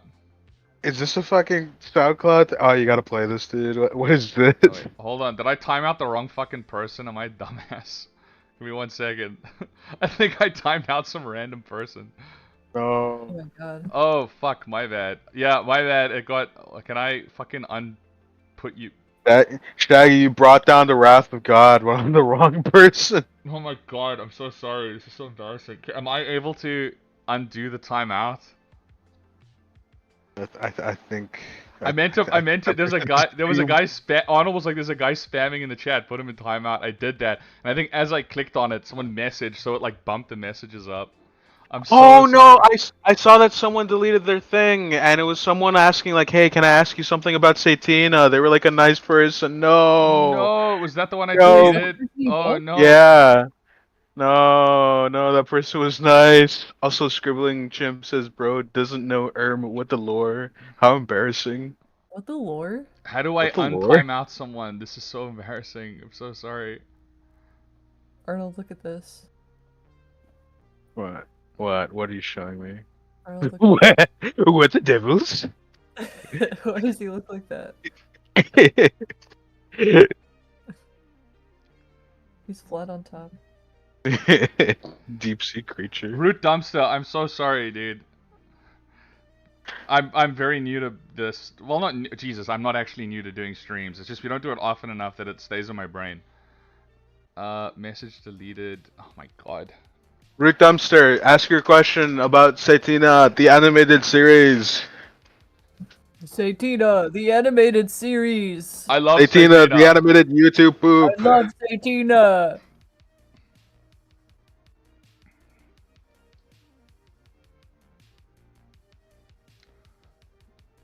Satina is the #1 show in the West Indies, man. Now you're Jamaican. You're making me crazy. Jamaica be crazy. Jamiroquai. Jamiroquai.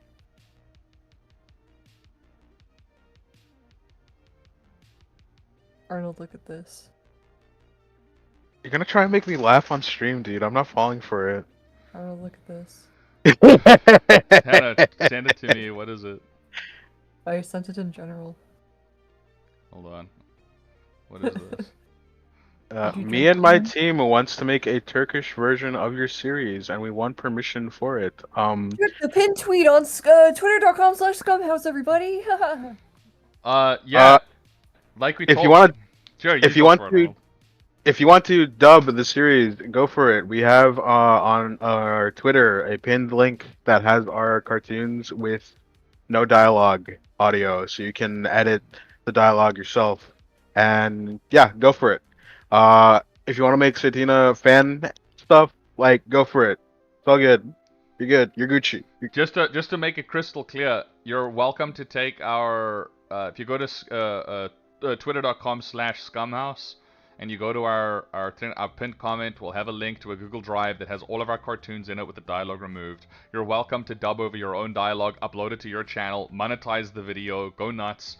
All we ask, and even if you don't do this, it's not like we're gonna go and tear the channel down, but all we ask is that you just say like, hey, if you want to support them, and just put a link to our Patreon or anything like that. That's all we really ask. And then, yeah, go for it. Enjoy.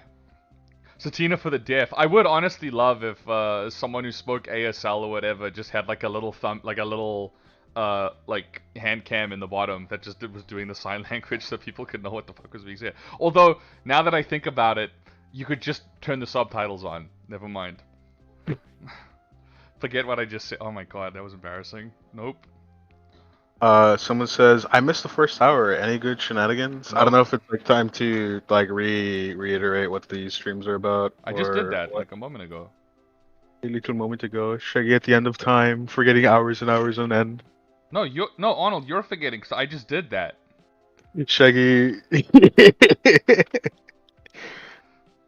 Chat, back me up. I literally, like, it was like 10, 15 minutes ago that I was like, oh yeah, this is what the stream is for. Just messing with you, man. Don't do that, man. You know I'm worried about having brain rot. Brain rot. I've been watching too much TikToks. Somebody got a case of the long COVID. Tisk tisk. Hannah got long COVID. It was actually kind of scary. No, we didn't. Yeah, you did. No, I'm just One of long. one of the main symptoms of long COVID is forgetting that you had long COVID, Hannah. Hannah, we were all there. You were on death's door. Hannah, you don't have long COVID. You have Long long COVID. bovid, dude. What's this long bovid? Cause you moo. Long bovin. You moo in the shower. You go moo, and I just look around It's going, milking huh? my udders. Leave me What? alone. Huh? Because my inner cow is coming out.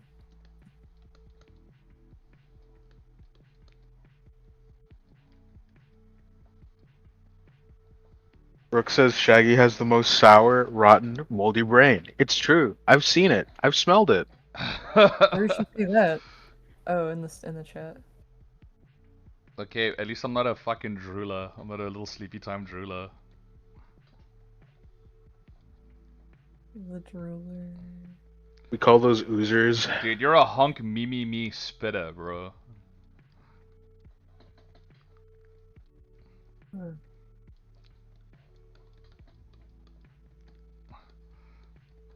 I love this sword guy, Arnold, in the Oh. screenshot. He's just go. "Arr."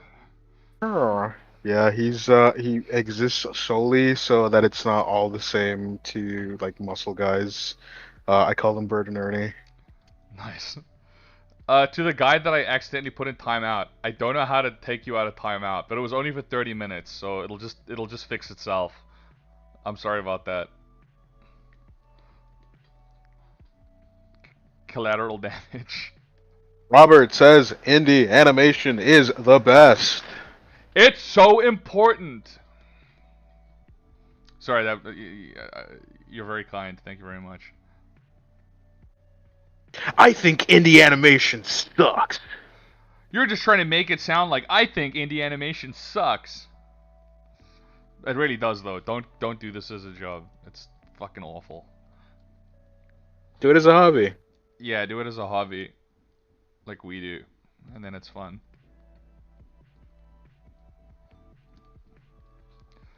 Mainstream animation is great because the only reason that something is mainstream is when you get paid to make it by a client. Then it's not indie anymore. And honestly, you can pick your clients. Don't let anyone tell you otherwise. People think, "Oh, I gotta go work it for the big guy in the big studio." No, just look for someone who actually wants to make something cool. Reach out to them Make and and then, be yeah. like, "Yo, Yeah, I'm only making fun of indie animation in the sense of like it doesn't really make sense. Indie animation is such a weird title because it's like, oh, you pay for it yourself. That means that what with the Mortal Sin stuff, is it indie because we're getting paid to make it? No, it's not. But it's not really mainstream. You know what I mean? Like, I think the weird stuff about indie animation is a lot of it is like indie animated pilot. So it's like the end goal is for someone to buy it. But it's yeah, but like then it's not a fucking like everyone was like indie animation with Hazbin Hotel, and then it got bought by A2 and 4 and made into a series. So does that count as? I mean, it's not indie anymore, is it? I mean at that point I don't think it matters. It's just No, it like doesn't. That's what I'm saying. It doesn't matter. It's like it's just people should just be able to make the things they want to make, and then use any method that they want. I mean, I remember when we first made Satina, we had people approaching us to like buy it and like license it, and we were like, no, it won't be pure anymore if we do that. And I mean, there's arguments to be made for it, but at the time, we didn't. I wouldn't. Maybe I don't want to put words in anyone's mouth, but I wouldn't have been able to articulate why I would have felt that way. But I just knew that I would feel like I was selling out if we had like taken money from like a big corpo to like make more of it. How do you feel, Hannah, about that? What? huh? What? I'm beating my meat. Sorry. Dude, this is why I'm telling you, Hannah has long bourbon. She's fucking out to pasture. Hannah, what You do give you this think? long and passionate speech, and it's just, huh? Huh? What? From like the other room. That's made it even funnier. She was so far away from her microphone. I'm making chicken. No, it's fine. I'm not making fun. It was just very well timed, Hannah. Sorry. It was like, what do you think? And then it's like, huh? Huh? No, I Yeah, was it just was saying nice. that like No, indie I know. animation isn't. Oh, so you heard Yeah. everything I was saying. I was just curious, I, like, I was listening. Yeah. do you still I just feel like my there's microphone a was there. do you still feel like there's a difference between indie animation and like mainstream? Like the only thing that's different is like I would argue that the biggest difference between like if something's indie, it means that the people who are like physically making it have got full creative control. That's it.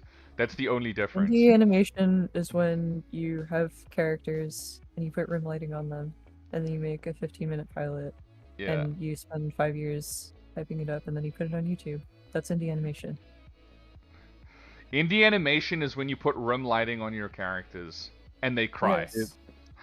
And I Here's think here, that's beautiful. here's the thing about indie animation is I feel like everyone wants to do it, but I And we remember get back to making chicken.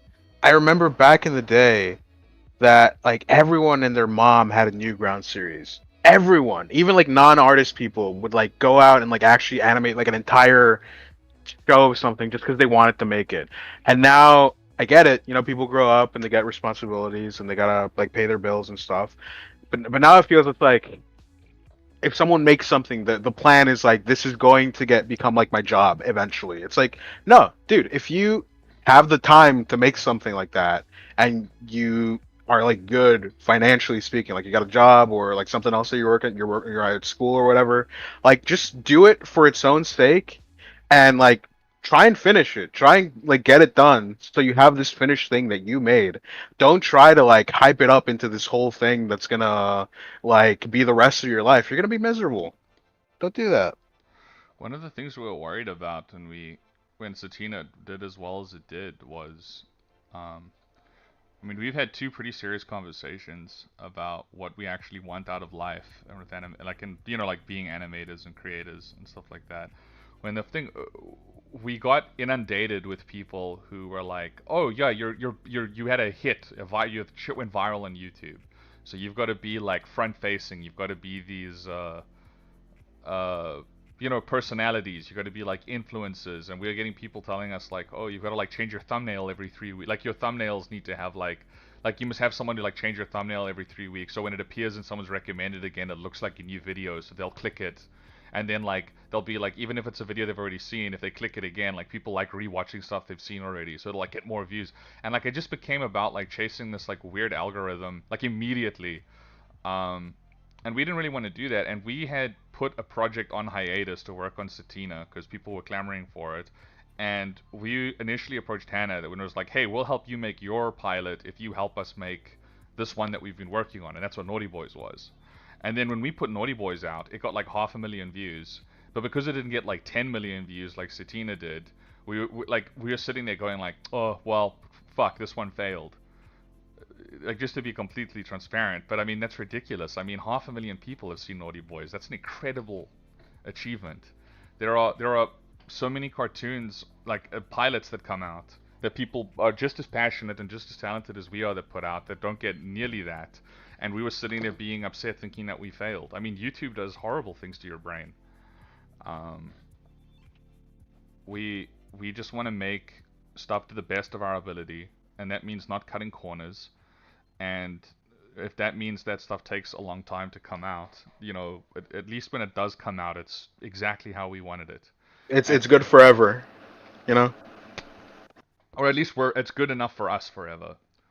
I mean, there is still stuff in the first episode and the subsequent ones that we'll still look at and be like, that could have been touched up or something like that. But it's still like, it comes out when it comes out, and like genuinely, that's what indie animation is for me. Indie animation is completely independent from the needs of it needing to make money, get views, all this stuff. It doesn't need to support itself. That's what indie animation is. As soon as it starts needing to support itself, it's either going to fail or it's going to it's going to work into a mainstream model where it's going to get bought, it's going to get funding from an outside source.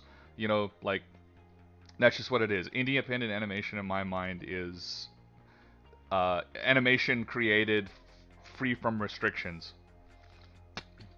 And that means, and not only does it mean free from a budget, it also means free from a time constraint. Anyway, that's my shaggy ramble over.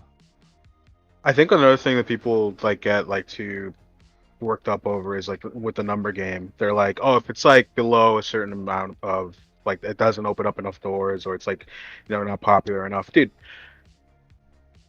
You could have something that has like 1 million views and it does absolutely nothing for you in terms of like opening doors, and you could do something that gets like just a fraction of that, and then it opens the doors with the right people if it's something that's genuinely cool. And like one of the friends of the stream, John Rat Bastard, right? He organized this entire like event where he invited like metal bands based off of Not invited. I think he paid them. Like they get paid for doing it. yeah, it's he did this whole event, and it was awesome. It was like the coolest thing ever. Like actually going out and like inviting a bunch of people to come premiere like a cartoon that he was making, and it was cool. It was like and that opened up so many more doors for like meeting people and just hanging out and like just opening. Yeah, genuinely one of the coolest events I've ever been to, because I mean it's a cartoon about three guys trying to start a heavy metal band. So he hires heavy metal bands to play a show, and then before the final act, Before like the headliner plays, everyone sits down and we watch his cartoon for the first time. Everyone cheers, everyone's happy, everyone's kind of drunk, and then everyone moshes. I mean, the photos from that event are incredible because it's just a bunch of animators just perspiring and melting whilst moshing. It's great. Genuinely And one of the like coolest events I've ever been to. the whole thing is just to say like, look, if your thing doesn't have like a bunch of numbers, like that doesn't matter. Like even in terms of like getting a job, what you have to do is like just make good stuff, make cool stuff, and get it in front of like people who actually care about the thing that you're making. That's what it's all about at the end of the day. If you do anything else, like you're trying to like get like this big numbers thing or make your thing like super popular, like you know that stuff isn't really as valuable as people say it is. Like it's good on a, like a I guess like a portfolio thing to be like, yeah, I have like all this influence and whatever. But if you're trying to make like art, like, dude, like connecting with people and just like directly like, you know, seeing other artists doing the same thing you're doing and like reaching out and being like, hey, man, like your stuff's cool. I want to help you out or whatever. Like just stuff like that is like way more valuable, a way more valuable use of your time than worrying about like a numbers game thing. And and yeah, sorry, I'm rambling. Yeah, it's fine. I'm sure how many views is it? 30 Uh, viewers appreciate it. I feel like the charm of indie animation for me is that is made by regular people like me and not people who spent half of their life in some fancy art school and do it as a job. Yeah, Well, look, that not to disparage people who went to art school. Some of my best friends went to art school. But I do feel like art school, you get out what you put in. Honestly, if you're there and you're showing up and you're passionate, you're gonna get you'll end up getting the exact same grades as the guy who just showed up and did the assignments. And then, but like the art school isn't about getting good grades. It's about finding out how you fit in creatively with the rest of the world. I think people who went to art school are cringe and gay. And you Well, shouldn't be friends with them. Hannah. Anyway, I'm trying to draw a straight line. Don't make me laugh, Hannah. Jesus. That was awesome. Jesus. Anyway, yeah, no, I agree completely with Hannah. As someone who went to film school and art school and animation school, I'm the least talented person in Scumhouse, so I think it's meaningless as an accomplishment. I learned how to edit and how to like move assets around in After Effects. That was it. I never really had the chance to go to art school. I've only like sort of like been adjacent to it by like meeting people who've gone to them, and the main thing I consistently notice is that the people who do the best are the people that are like like the people who are like introverted artists who are like, oh no, I don't want to like do anything with anyone. I just want to do like my own thing. They're never gonna make it, bro. I hope Like she's not it's watching because I'm about to fucking glaze her to hell and back. But Brooke is probably, I think, the most quote-unquote successful animation school student I've ever met because she just acts like a fucking intelligent human being. Wait, And what? realizes that I'm not talking about you. we're Yeah, I know. Yeah, I know you're not talking we're about me. That's the point. I just mean that she's got her shit together. I remember we're she's the Like, first shut person up. I've messaged being like, hey, can you work for us? And she was like, sorry, I've got too much on my plate right now. I'm trying to have a good work-life balance. I don't want to burn myself out. And usually when people say that, it means that they're lazy. But then I looked at her output and I was like, holy fuck, no, she means it. This chick is like a fucking Uberman. She never stops. So yeah, I thought that was cool. Matt, you're just some next level of fucking automaton. I don't know how to explain it. You're the person, you know those guys who are like, I've got a great idea. You know what I mean? If only I knew someone who can just translate everything I'm thinking onto a page. You're the person Yeah. they're thinking about, dude. Like, the shit, I remember, Yeah. like, I remember being Just- like, oh fuck, she was in the chat. I didn't mean it, Brooke. I was saying that sarcastically. this is a post ironic thing. Actually, we think you suck, bro. Actually, we think you suck, dude. You're Dude. cringe, you're stupid, you're dumb, you're ugly, you're silly, you're goofy. And you smell. Dude, I'm gonna put you in a t-shirt cannon and fire you into a Nickelback concert. Yeah. Yeah. So someone in the chat is like, wait, so I shouldn't go to art school, No, bro? Up to you. I would say Wait, who said that? me.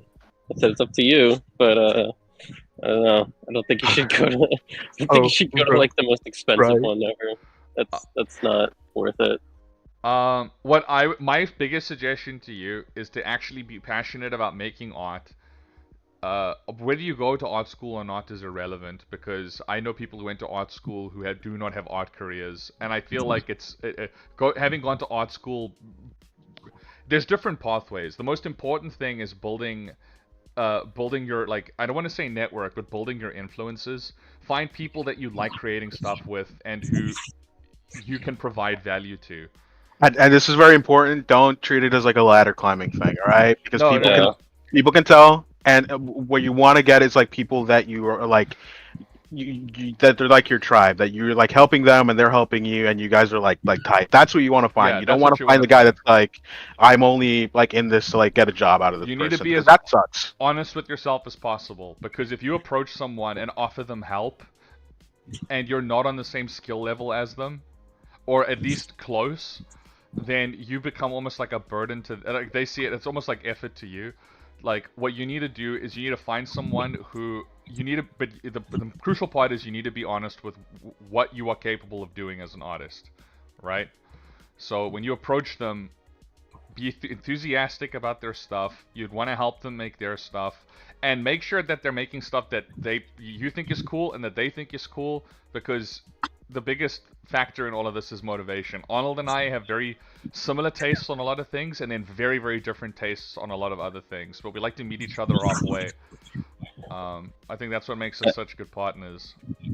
I think also when it comes to the technical aspect of like learning stuff, there's a lot more avenues that aren't art school these days than there were like before. Yeah, Like, 'cause, I mean, you went to a fashion school. yeah, but it was like an illustration major. I kind of like I was like compromising, because I was like, well, I can go to SVA or CalArts or whatever, some big animation school name, but it costs like $1 billion, or I can just go to this smaller, like kind of state school and save a ton, and then just like try to study on my own. And I feel like there was a point where I was like, wait, I'm not studying on my own, and then I started studying on my own, and it worked kind of. Yeah, But also, I mean, there's like online resources too that are like a lot more plentiful now than they were 10 years ago or whatever. and funnily enough, something that I've noticed quite often, especially with art school and art students, is that there's like different types of people. There are people who go to art school who aren't very good at drawing. They're not very good artists. And when they get there, they're surrounded by people who have been drawing their entire lives. You know? And those guys are usually very, very good. And there's usually this, I mean, Matt, you and I were talking about this, where you suddenly, you'll have this drive. Like, if you're one of the people who are like that, who ends up graduating, it's because you get a drive in you to try, you get this thing of like, I need to catch up. And what's funny is that you build up so much momentum with this thought of like, everyone around me is so good, I need to catch up, that you slingshot past them, because they've been drawing for years, and like, they've like, you have the capacity to learn so much faster than they do, which means that they've spent 15 years getting to a certain point that you get to in like 2 years. You know what I mean? So it's like, in your next 2 years, you'll probably get another 15 years worth of their kind of experience. So you'll like vastly outpace them. And I mean, that's evident. I mean, Matt will draw an entire page of just hands in an evening. And then the next day, what, you'll do like feet? Like, you focus on different parts of the anatomy or different types of poses. I mean, don't you do that like 1 hour animation thing as well, don't you? Yeah, I was doing those for a bit. Funny enough, I've fallen off those for like the last 3 weeks. But Yeah, but you've been on kind of like a nice vacation. way to... Well, no, but even before then too. Yeah, but you were on vacation. Like, there was boat day and everything. Dude, Yeah, you're only human. Like this expectation of just like constantly like putting out art all the time. Like, dude, sometimes you need to reel it back in, get your energy back in, get some more vision about the world and whatever. And then when you're ready, you go back at it again. It's like a sport, you know. You gotta do your training, you gotta do your exercises, you gotta do your rest days, and eventually you perform on the big day. But it's not something you do literally 24/7. It's honestly, also the prompts for like the last few weeks, I was like not feeling. So I'm like, all right, I'm just gonna ignore those. Oh, But yeah, is it a weekly thing or is it a? yeah. There was an account I would just follow because they would post a prompt once a week, and then I'd just use the prompt Oh, to try okay. to think of something. But I didn't really like the last few, so I didn't do them. But yeah, I mean, also like I'm also Have you ever considered doing 11-second club? is that where you use the audio from something Yeah, and then animate it? they'll Yeah. drop like an 11-second clip every week or like every month Yeah, or something. I think you showed me a few of those before too, or maybe it's something else. But I remember seeing those, and they were pretty neat. Maybe, yeah. I probably could stand to do more dialogue stuff. It's more so character acting because you're good at like gesture stuff. You know what I mean, like action gesture stuff. Yeah. But like actual acting and like reactionary gestures and emotional gesturing and stuff like that, I don't think I've seen a lot from you. Honestly, it's in my revisions more for Isn't he character was saying Matt is a powerhouse, he's a machine, he's the Goku of drawing. Okay, let's not get crazy. He's the goat of all time. No. Wait. When it comes to caricatures, though, that's Oh, caricatures are fucking tough, dude. yeah, Hannah, you're probably the best like caricaturist Yeah. in our group. I'm not even good. I just like to make Ah! Shut up! You're good! You're a good artist! stupid, funny Stop! stuff that makes me laugh. Stop! They're You're beating you good. with bricks. It's not out of any skill. It's just out of like hee hee ha ha. Hannah, LOL. you're good. I That's think that's you know fine. have That's a fun with it, perfectly which is that's a something I perfectly struggle with. Hannah, that's a perfectly valid and good thing to be good at with your art. Like you're a good artist. You make funny drawings. You enjoy life. It's cool. You're cool. I'm just trying to make the distinction between like actual like caricature skill and like knowing like the You intricacies. are a of good the form of caricaturist. artist, Like and just because you're not trying to like make a stupid drawing that that I post to my friends. Hannah, just because you're not like New York like guy drawing people on the street No, just like you're on like Venice caricatures. Beach characters. That's not what I meant, Hannah. I mean, you're good I at like. wanna be like that though. I wanna like be a caricaturist, but I like you have to have a very specific style to do it professionally, and it's frustrating. It seems You really see those difficult. ones of the guy who's like really mean with the drawings? like it's like two normal looking girls and he'll make them like horrifyingly like exaggerated. What, Meat Canyon? No. No, like there's this, I've seen a No, I'm just messing around. I'm just messing around.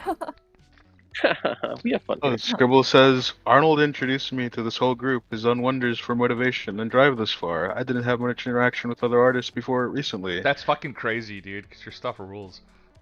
Dude, Scribbling Chimps stuff, like check it out on like Twitter and stuff. It's amazing stuff. Like literally like this guy decided like, oh, I like he was already like a really cool illustrator, and then out of nowhere he's like, you know what, I'm just gonna try animating, and then he did it. And he did it the absolute madman, and it's actually good. You know, it's like fucking crazy that he actually like did that fucking jump from like zero to like 0 to Hero. 100, Hero. and it actually like works out. Like yeah, scribbling stuff is like some of the most exciting stuff I've seen in a long time. Have you guys drawn a more realistic Lucia? I don't think we have actually. I have. I wasn't. Oh yeah, I thought I saw one once, but I wasn't sure if that was fan or whatever. I only drew her bust, but or like the You only top drew her of boobs? her boobies. Her I only booba? drew like her head and her neck and her shoulders, but not Her really head, her back, her. Superhero boobies. Didn't we see a scary wind statue in Salem that was like realistic 16 basically? Oh yeah, there's like a goblin. It didn't look like Satan at all. Arnold just says that whenever we walk by.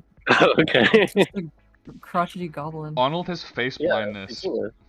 Arnold would not survive in the wild. Arnold because he has pointed a at a failure to recognize things in nature. Arnold pointed at a Backstreet Boy with frosted tips and said, "That looks like my Asian friend." You know what? You know what? I'll stand by that. I still think that character does look like the person we're talking about. I still do. Arnold. No. Arnold, it was a white guy with frosted tips. A white guy can look like an Asian guy. They can look like similar. It's the only it's just, you know that Twitter guy who's just like, this is what you would look like if you're like Chinese or black. Oh, Like wait, it's so you're like saying that. it looked like a white version of that person? Yeah, you can still like, it's just like a race swapped version of that person. There's nothing wrong with that. What are you talking about? White or This is what you'd look like if you were a Backstreet Boy. yeah. Man, frosted tips were cool. I never got to experience them. What do you mean no, Hannah? I'm gonna be frosting my tips for boat day next year. Yeah, but that's because we're going as the blonde boys. Yeah, we're gonna be blonde boys doing what blonde boys do, dude. Yeah, chilling on the ocean, cooking Chilling like a in the- stew. Chilling in the jar. Chilling in the jug, cooking like a stew. Oh yeah. We what was so was Final Destination the theme this year? Blonde Boys is the theme next year. Next year, yeah. I guess so, Okay. yeah. Just so you know, Yeah. when around 4th of July, it's become a tradition for us to rent out a boat and go cruise around Massachusetts. Or the Yeah, Boston Massachusetts. Harbor or something. What is it, Hannah? 8 people, 1 boat, 1 unforgettable summer. And then we Basically what it is. crashed into a giant ear sticking out of the water and it impaled all of us horribly. Yeah. And we exploded.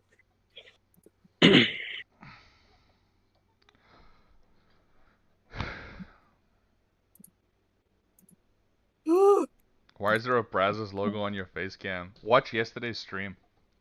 Watch yesterday's stream. Tune in last week to find out. Tune in next time to find out why I've got a Brazzers logo on my face. This is how he's fundraising, guys. Brazzers, Dude, I will do fundraiser. anything for a donation. Wink, wink. I'll do anything to get to the UK. Oh yeah, speaking of, feel free to send us money. That's my ad read done. Anyway. Add over. Yeah, we need to liven up these streams, dude. I was thinking like a shock caucus party fight or something like that. Huh? Huh? Huh? What? Huh? What? Huh? How much of Tell me- my background tell me audio you. is being Is picked up? that you? What'd you say? What? You want me to? Yes, Omni. I'm not gonna make it out of I this miss digital you. circus No! without you. That's not what she says after she says, Oh, I I'm miss sorry. you. I miss you too, Pomni. I don't know if I can survive in this digital circus alone. Tell me, do. Where are you? I miss you. I haven't even heard the song. Yeah, you have. You just played might it on be both really day. Confident about I didn't listen to it though. It was indistinguishable from the waves. yeah. You I was saying- heard, but you didn't listen. Yeah, I didn't sit my white ass down and listen.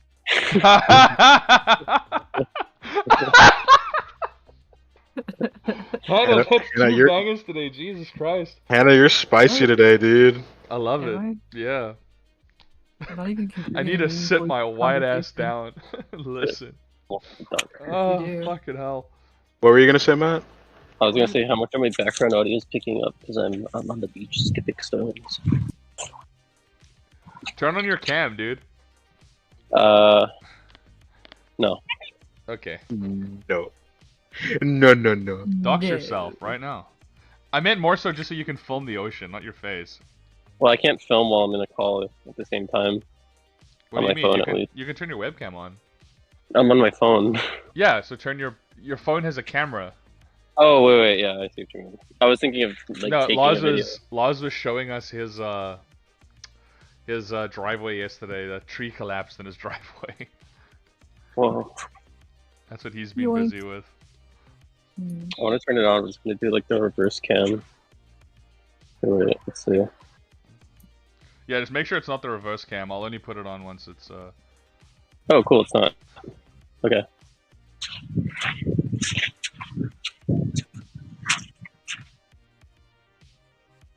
hold on, let's see. There we go. The matte cam. You turn your phone sideways. There we go. So where's this? This is Cape Cod. Oh, okay. Are you with anyone right now, or are you just out on your own? I'm out on my own, but I Oh, think okay. other people are behind me. Film them. Zoom in on them. No. Wait, what's Trying to that? Is think there of like no. a... Wait, whoa, hold on. What is that? There was like a lump. I What is that? think that's a cinder block. That's a cinder block? Yeah. Here's another one. Okay, It's skip a brown. stone. Let's see how many bounces you I'm can looking get. for a good one. You're looking for a good stone? Yeah. Maybe this one. Live stone Okay. keep skipping footage. Yeah. Oh shit! That was like what, 3? You need to throw it at a Something like shallower that. angle. At a shallower angle. I'll throw it in an angler. Dude, anything could happen on these streams. You could be Oh, that's a good drawing one. 1 minute, you could be Oh, shit. chainsawing trees down the next, you could be skipping stones after. Dude! Arnold, you missed the best skip I've had all day. Dude, That one sucked.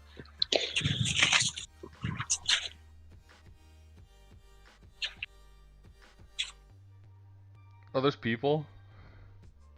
That sure is. Okay, maybe we don't Oh, show look, like look. random people's Yeah, kids we're on gonna- our yeah, we can call it there. That was fun. Just Yeah. walk up to them and just start asking them questions. I'm allowed to film on the beach. I'm allowed to film here.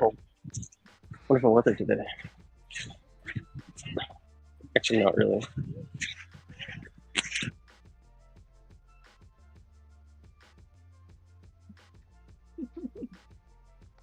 what are you giggling at, Hannah? Just listen to the Gummy Goo and Pomni song. Hannah, no!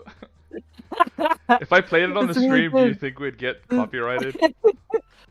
Yeah, because those the people who made the song did not do it for the passion of the game.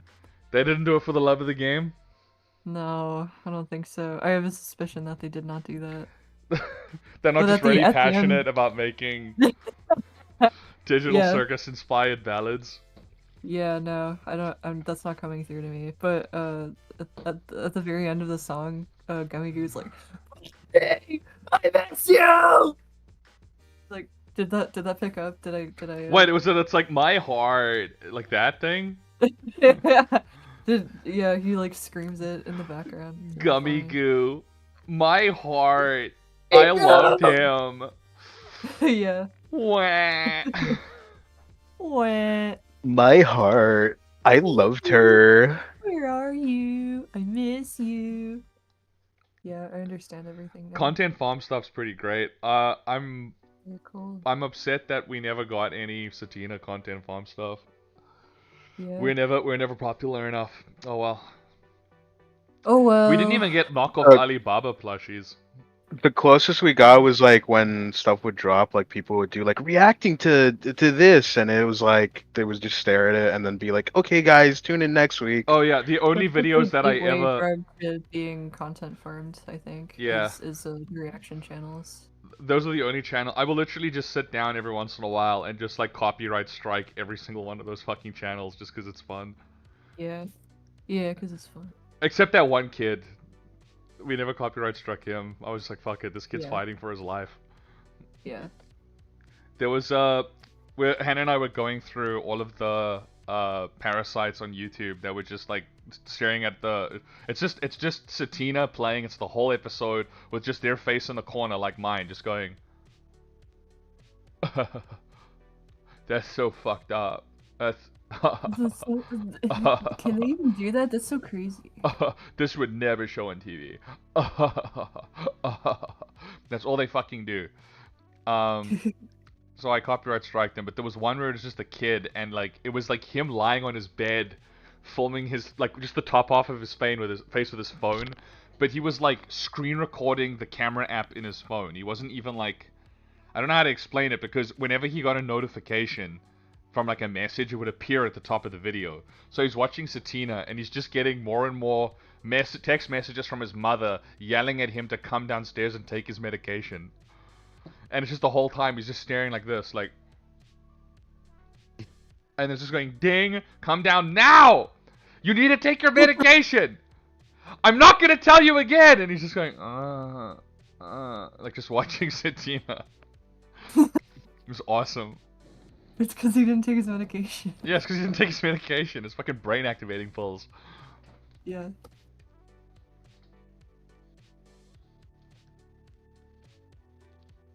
I think probably the nicest Satina related, like someone responding to it was I think you got like an email from like some kid, and it was like, "Hi, I'm a little kid. My Satina rules. I think she would like sushi like me." No, Like so, maybe, yeah. She was like, But I like she watching was like, Satina while eating California rolls. yeah, yes. that one I remember that one. That one was very like Yeah.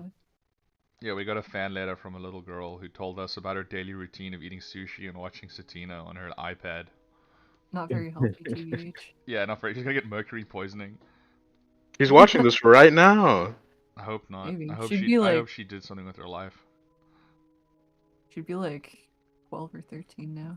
She was Yeah. like 7 or She's 8. making my littlest pet shop videos on Maybe. I YouTube. wonder if people still make those, or if they're dying Nah, out. Hannah. Honestly, like you made the Citizen Kane of My Littlest Pet Shop videos. Like you kind of like set the standard, and I don't think anyone's Yeah. risen to the. It's like in the speedrunning community when someone sets a speedrun that's like too good, like everyone kind of Yeah. stops competing for a while. So like, yeah, no one's gonna beat that. Well, I was the queen of recreating Asdif movie with Littlest Pet Shops, but I wasn't the queen of Oh my god, I forgot that it was movie. specifically recreating ASDF movie. Yeah, Oh my god. and You know and that TikTok. Oh, I don't know if you know, but like ASDF movie like sound bites are like exploding on TikTok at the moment. Really? Like there was a Oh my god, resurgence it's in the rediscovering them? like you know the songs that he did. It's like I baked you a pie. Oh boy, what flavor? That one. Yeah, Yeah, there's like TikTokers who are like kind of like dancing to that and like and like giving each other pies and stuff. I'm shitting like I'm not fucking joking. Oh Like my god. TikTokers are like recreating ASDF movie now. That's just, yeah, it's just gonna cycle over and over again till the end of time. Uh-oh. No, no, no, no, no, no, no, no, no. Don't crash, don't crash, don't crash. Oh, thank God. Okay. No? Give it a save. Give it a save. If it doesn't crash. Well, the thing about it being in the middle of a crash is that you can't save because it's frozen, I'm assuming, right? Yeah, it didn't freeze, thankfully. Okay, give it a save, bro. I did already, Arnold. Give it a save! Give Give it a little save! I don't talk like that! Trippin' That's T-Rex like- says hi. What doing? I think that's another Britishism is like give it a whatever, give it a blank. But No, Americans say like give it a go nah, that's pretty or British. give it a try. Give it a try. Give No. it a try, love. Yeah, Give it a wanking try, love. yeah. No. My No. brain reverted back to like South Africa. Like some guy was being a bit of a like a bit of a namby-pamby at the mailer local, and I was like, dude, you're being a banana. And he went, what? No, I called him a nana. I was like, dude, you're being a nana. And he went, what? And I was like, oh, like a banana. And he was like, what? I was just like, whatever. I don't care. Yeah. I just I like was didn't like care, really cool, dude. and I like flipped my hair, and I was like, I just. I didn't flipped my hair and I know. rubbed the bell end of my cock and I flew away. The bellend. That's Don't another. forget to rub it on your nips, dude, or your nips are gonna get burned. Dude, that's another like Britishism. Like I've never heard bellend in any other context Oh, other than some like British dude saying like Bl- my bellend. Arnold, if Hey, you watch Blonde Arnold, Boys, if you watch Blonde Boys, he says he rubs sunblock on the bell end of his cock. you rub sunblock on his nips and the bell end of his cock. Yeah, Well, they're not normal. They're not like you and me. they're not. Normal. I love Super Mega. They're so funny. All of the Blonde Boys.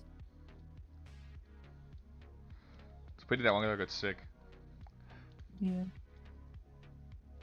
I always find it funny that you had never seen the "I Wanna Fuck Your Mom" video, which I think is like the. I just peak. heard the song. Yeah, you just heard the Yeah. song. I just love Yeah. that pose that Matt does at the end of the video, where he's just like on the ground.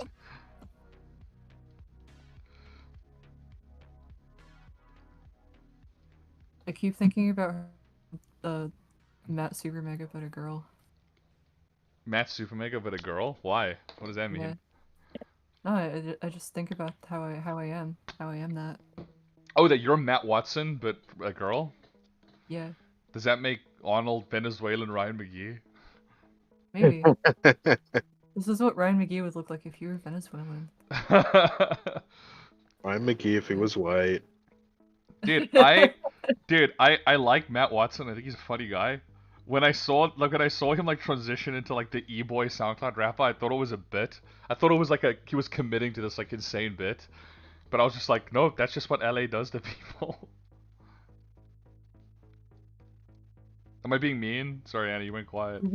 That was so out of line, Shaggy. Oh shit, That I'm was sorry. so insane. That was so crazy. You can't say anything bad about LA. You can't say anything bad about Matt Watson. That's where you draw the line. Yeah.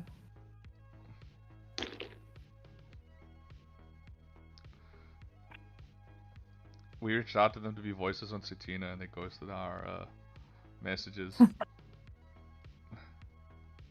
You just reached out to They said they're Matt good. Watson. They said they're good Christian boys. They don't want anything to do with us.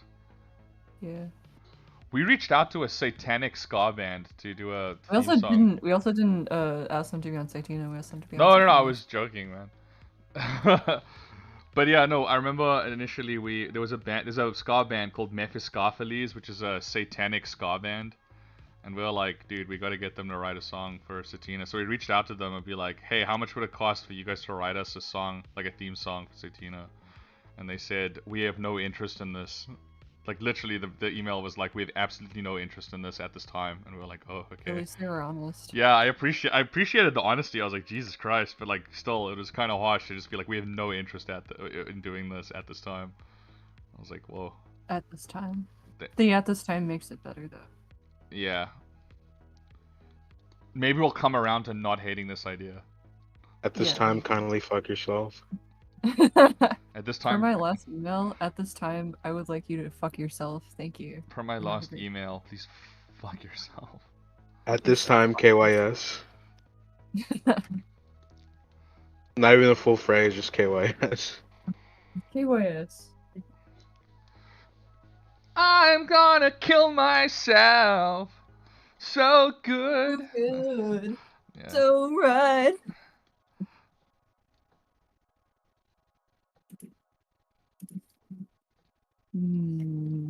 Wonder if my chicken's ready. Are you slow cooking it or roasting it in the oven?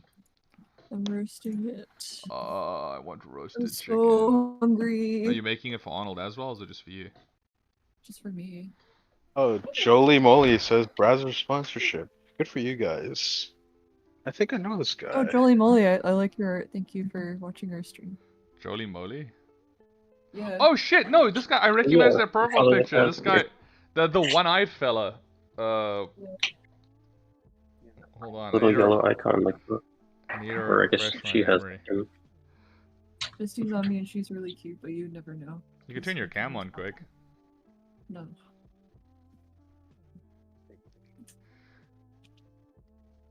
You know what kind of bums me out is I don't think we've ever been reached out to from anyone being like, hey, we'd like to sponsor, you know, like G Fuel, none of the usual suspects. NordVPN, we've never been reached out to do any sponsorships. We've been reached out to by people who claim to be them, but then they aren't.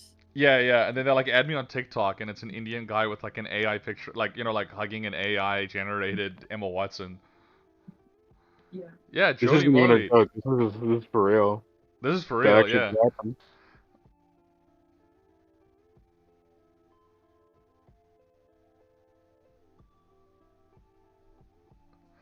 Jolie Moly is real. Oh yeah, this is the first date periods cramp guy. I remember laughing at that. Nice, thanks for watching the stream, dude. We like your work. Oh yeah, okay, no, I recognize them now. I saw the Bridge Kids fan art. That's where I know you from. Oh no, the fucking yellow critter Satina friends are fighting in the chat. What is it with animators and yellow avatars? Couldn't it be me?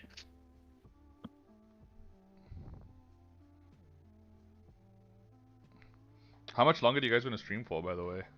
Honestly, I'm like just take it for granted. I would be down to just stream all day. I gotta do stuff anyway, so streaming at the same time is cool. Yeah. It's been fun streaming, but like we haven't really. I think these streams they're fun to do, but they're not like really forwarding us towards our goal of thing. So I think we have to kind of take a break, reconsider, maybe do something a little bit more active tomorrow, or like when Maybe, everyone's free. It'd be cool to play like Gartic Phone or something. or maybe we do like a request stream or something if that's the goal. Yeah, because we should try and. I mean, And these are fun, maybe but yeah, we were trying to. We have the goal of raising money here. maybe we announce it on like Twitter or something just to get extra eyes on it. I don't know. I don't know. What do you guys in the chat think we should do to help us? I'd love to hear your thoughts.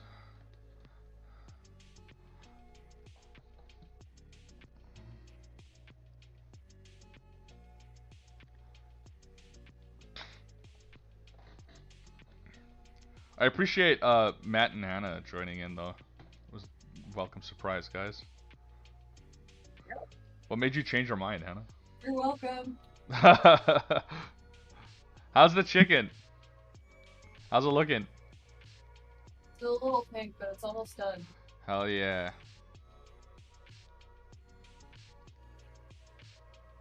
How come you and Hannah don't cook together anymore, Arnold? We cooked together. So like, well, actually, it's been a while. When's the last time we cooked together, Hannah? We made some spaghetti together, right? I don't know. We've just been like the different schedules. We made tacos. Oh, right. Yeah. But that was a while ago. Yeah.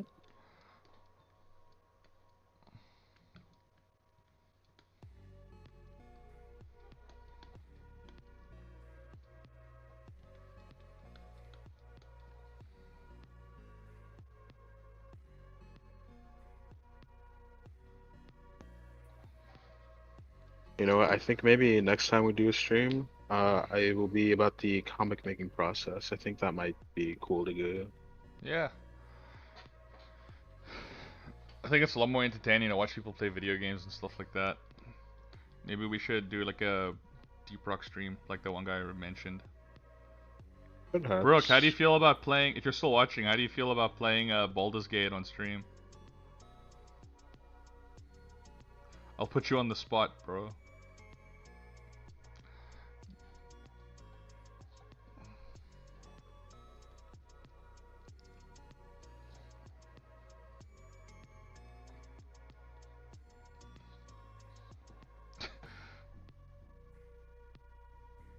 Oh, you know what? Intergalactic Croissant said, the #1 Halo fan said, what about a legendary Halo stream? You That and could be Matt cool. should play Halo. I mean, we did finish that co-op campaign recently, but maybe we could play 2 actually. How does that sound, Matt? Earth to Matt, please. Maybe we could just play Halo multiplayer. Earth Defense Force to Matt. Earth Defense Force to Matt. Oh, your mic is bugging out, dude. Yeah, you sound a little mucked up, bogged in the mire.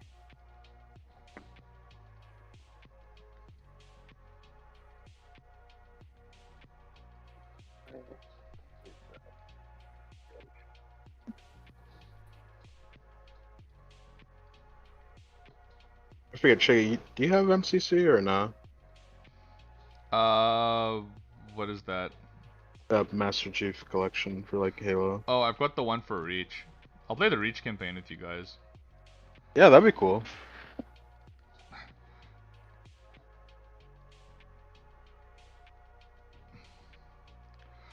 The harder difficulties in Halo are kind of stupid. I don't like getting an absolutely enormous sniper rifle in a video game and then headshotting a random fucking grunt and it doesn't kill them.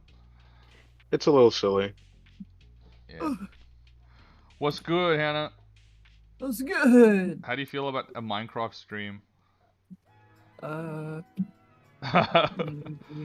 Maybe. Maybe. Maybe. Maybe we'll Maybe. know my class name. I'll be able to tell you after I After come the back from the convention. No, I meant after the convention. Yeah. Obviously. No, I just can't see in the future right now because I'm focusing on what I have to do in the present. So I will You tell need to unburden yourself from what has been. what has been. Yeah. what is Mr. Bean? There's What this has weird, been? there's this weird like Kamala Harris soundbite where she keeps saying this like same phrase over and over again, and it just sounds like word salad. What, you think you just came out of a coconut tree? Yeah, that was that one. Oh, Johnny Molly says, is this for a Satina episode or something else? Love what you fellas do.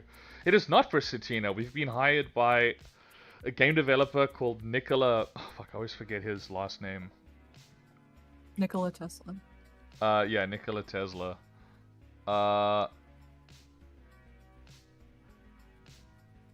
What is his fucking name, Arnold? Todorovic, I think. Yeah, it's like Dodorovic or Dodorevic or something like that. He's making a game called Mortal Sin, and he's hired us to make the opening cinematic for his game. We are making a cool, epic. If you like Berserk stuff like that, it's kind of that same ballpark of just like really gory, scary flesh walls, eclipse kind of stuff. Where I'm animating this big, scary monster. This is scary monster roaring. It'll be awesome.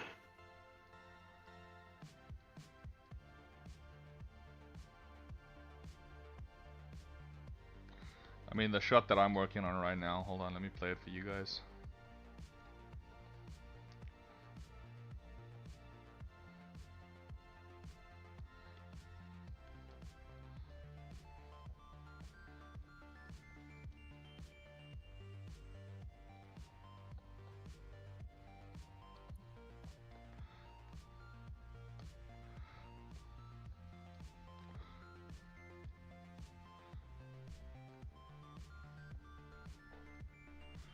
I don't know if this is playing for you fellas. Just give me 1 second. What are you playing? Oh, just the shot I'm working on. Oh, okay. For the stream. Oh.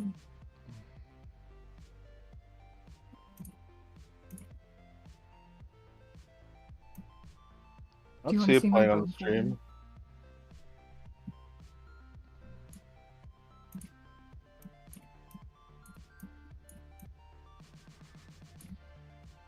Anna, what did you say? You can do you wanna Do you Do you want wanna to see show my us bone folder? your bone folder? Yeah. Yeah. There you go. There you go, chat. You can see the The fruits of his labor.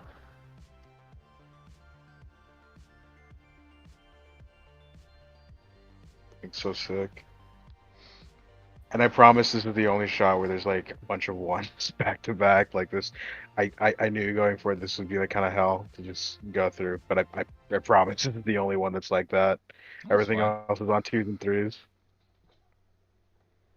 I would never animate on 1s unless I absolutely had to, and in this case, I absolutely had to. Just looks Or great. maybe Can't that's believe you guys do all this in Clip. It's all roughed in Clip, but I'm actually cleaning it up in Moho Animation. It's a really good cleanup program that lets people like me who cannot draw actually contribute to the cleanup process. for the roaring guy. I'm still using Clip, but right now we're kind of like doing like 50-50, I think, on it. Or I don't know if we're gonna do like some shots like cleaned up in Clip and Wait, some shots. is the shot you're currently working on, is that cleanup that you're doing right now? What's up? Are you busy doing cleanup on that monster right now? No. This one is super rough. Yeah, I was about But to say. what I'm doing right now is just making sure that it's like, I can hand it off to someone, so I'm being a little bit more meticulous with the rough, but otherwise, I'm usually meticulous with my roughs anyway. I usually try to make them like not a nightmare for whoever's gonna clean it up. Because I've seen some roughs where it's like really Rough. gnarly. And I know Hannah's had to correct a lot of stuff I do just because Even with like simple character design, sometimes you're like, I can get away with this, and then no, no, nothing gets past Hannah's eagle eye. Hannah's quite discerning, but I think that's probably. I mean, I'm safe to say that we have like some of the closest. Um, it's like a what is it called? Like model consistency, like between shots. Yeah.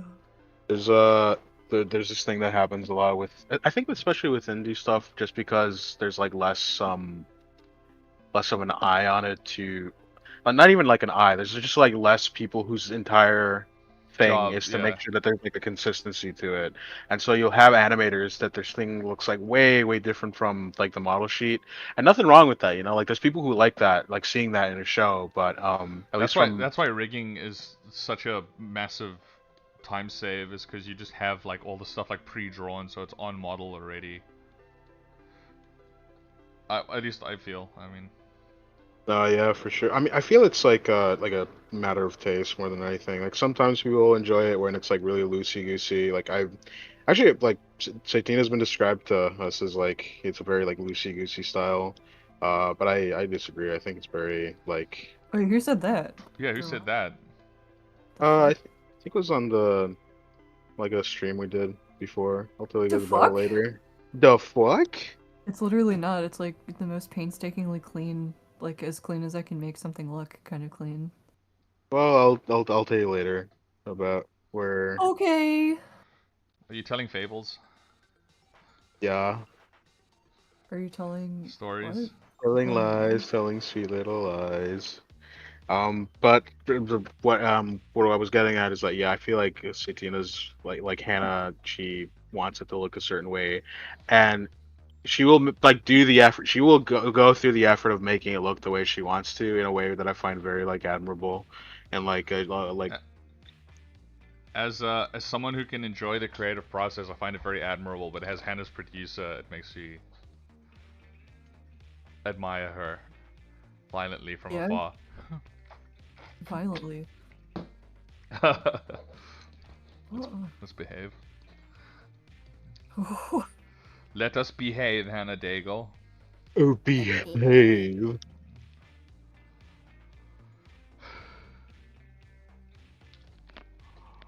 Jolie Molly, I have not been following you. I apologize. Who's I'm following who? What? correct that right now. Jolie Moly? Yeah. I think I saw their stuff posted in the Bridge Kids server. That's why I recognized them. Yeah, no, I keep seeing his stuff on my timeline, but then I never follow him. I saw the not the Smiling Friends the Australian show with the two girls YOLO Crystal Fantasy art that one was cool. YOLO Crystal Fantasy? Well, Oh, did they work on YOLO? They did some art for it. I don't know if they worked on it, but Oh, okay. I like the art they did for it. It was cool. Oh, how do you do that? I want to do that so bad. I want to work on that show. What, YOLO? Yeah. Why don't you just apply? I mean, Hannah, you work on Smiling Friends. You're the one who There's people never who any- know the most about how to fucking work on a Cusack show. There's never any applications open. I think it's all done in house in the Australian studio. All done in house at the Outback. Hannah, next time you hang out with Michael, just Yeah, ask that's him, fake dude. news. I'm not hanging out with Michael ever. Didn't you He meet hates him me. at the Smiling Friends rap party?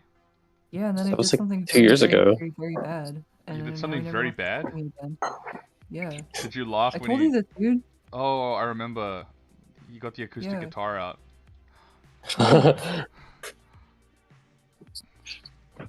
No, it was a different incident. It was a different incident? Wait, I don't You've had remember. multiple incidents. You've I'm had so multiple sorry. incidents with Michael Cusack? Yeah, now he never wants to talk to me. He begrudgingly Arnold, let me what the work on fuck is that show. noise, dude? Oh shit! Sorry, I didn't know if that was like playing on screen. That scared the shit out of me. Wait, hold on. Let me What's that? switch to. So Arnold put in a sound effect from the game to like match cut with the audio, but he's streaming in the background. Hold on.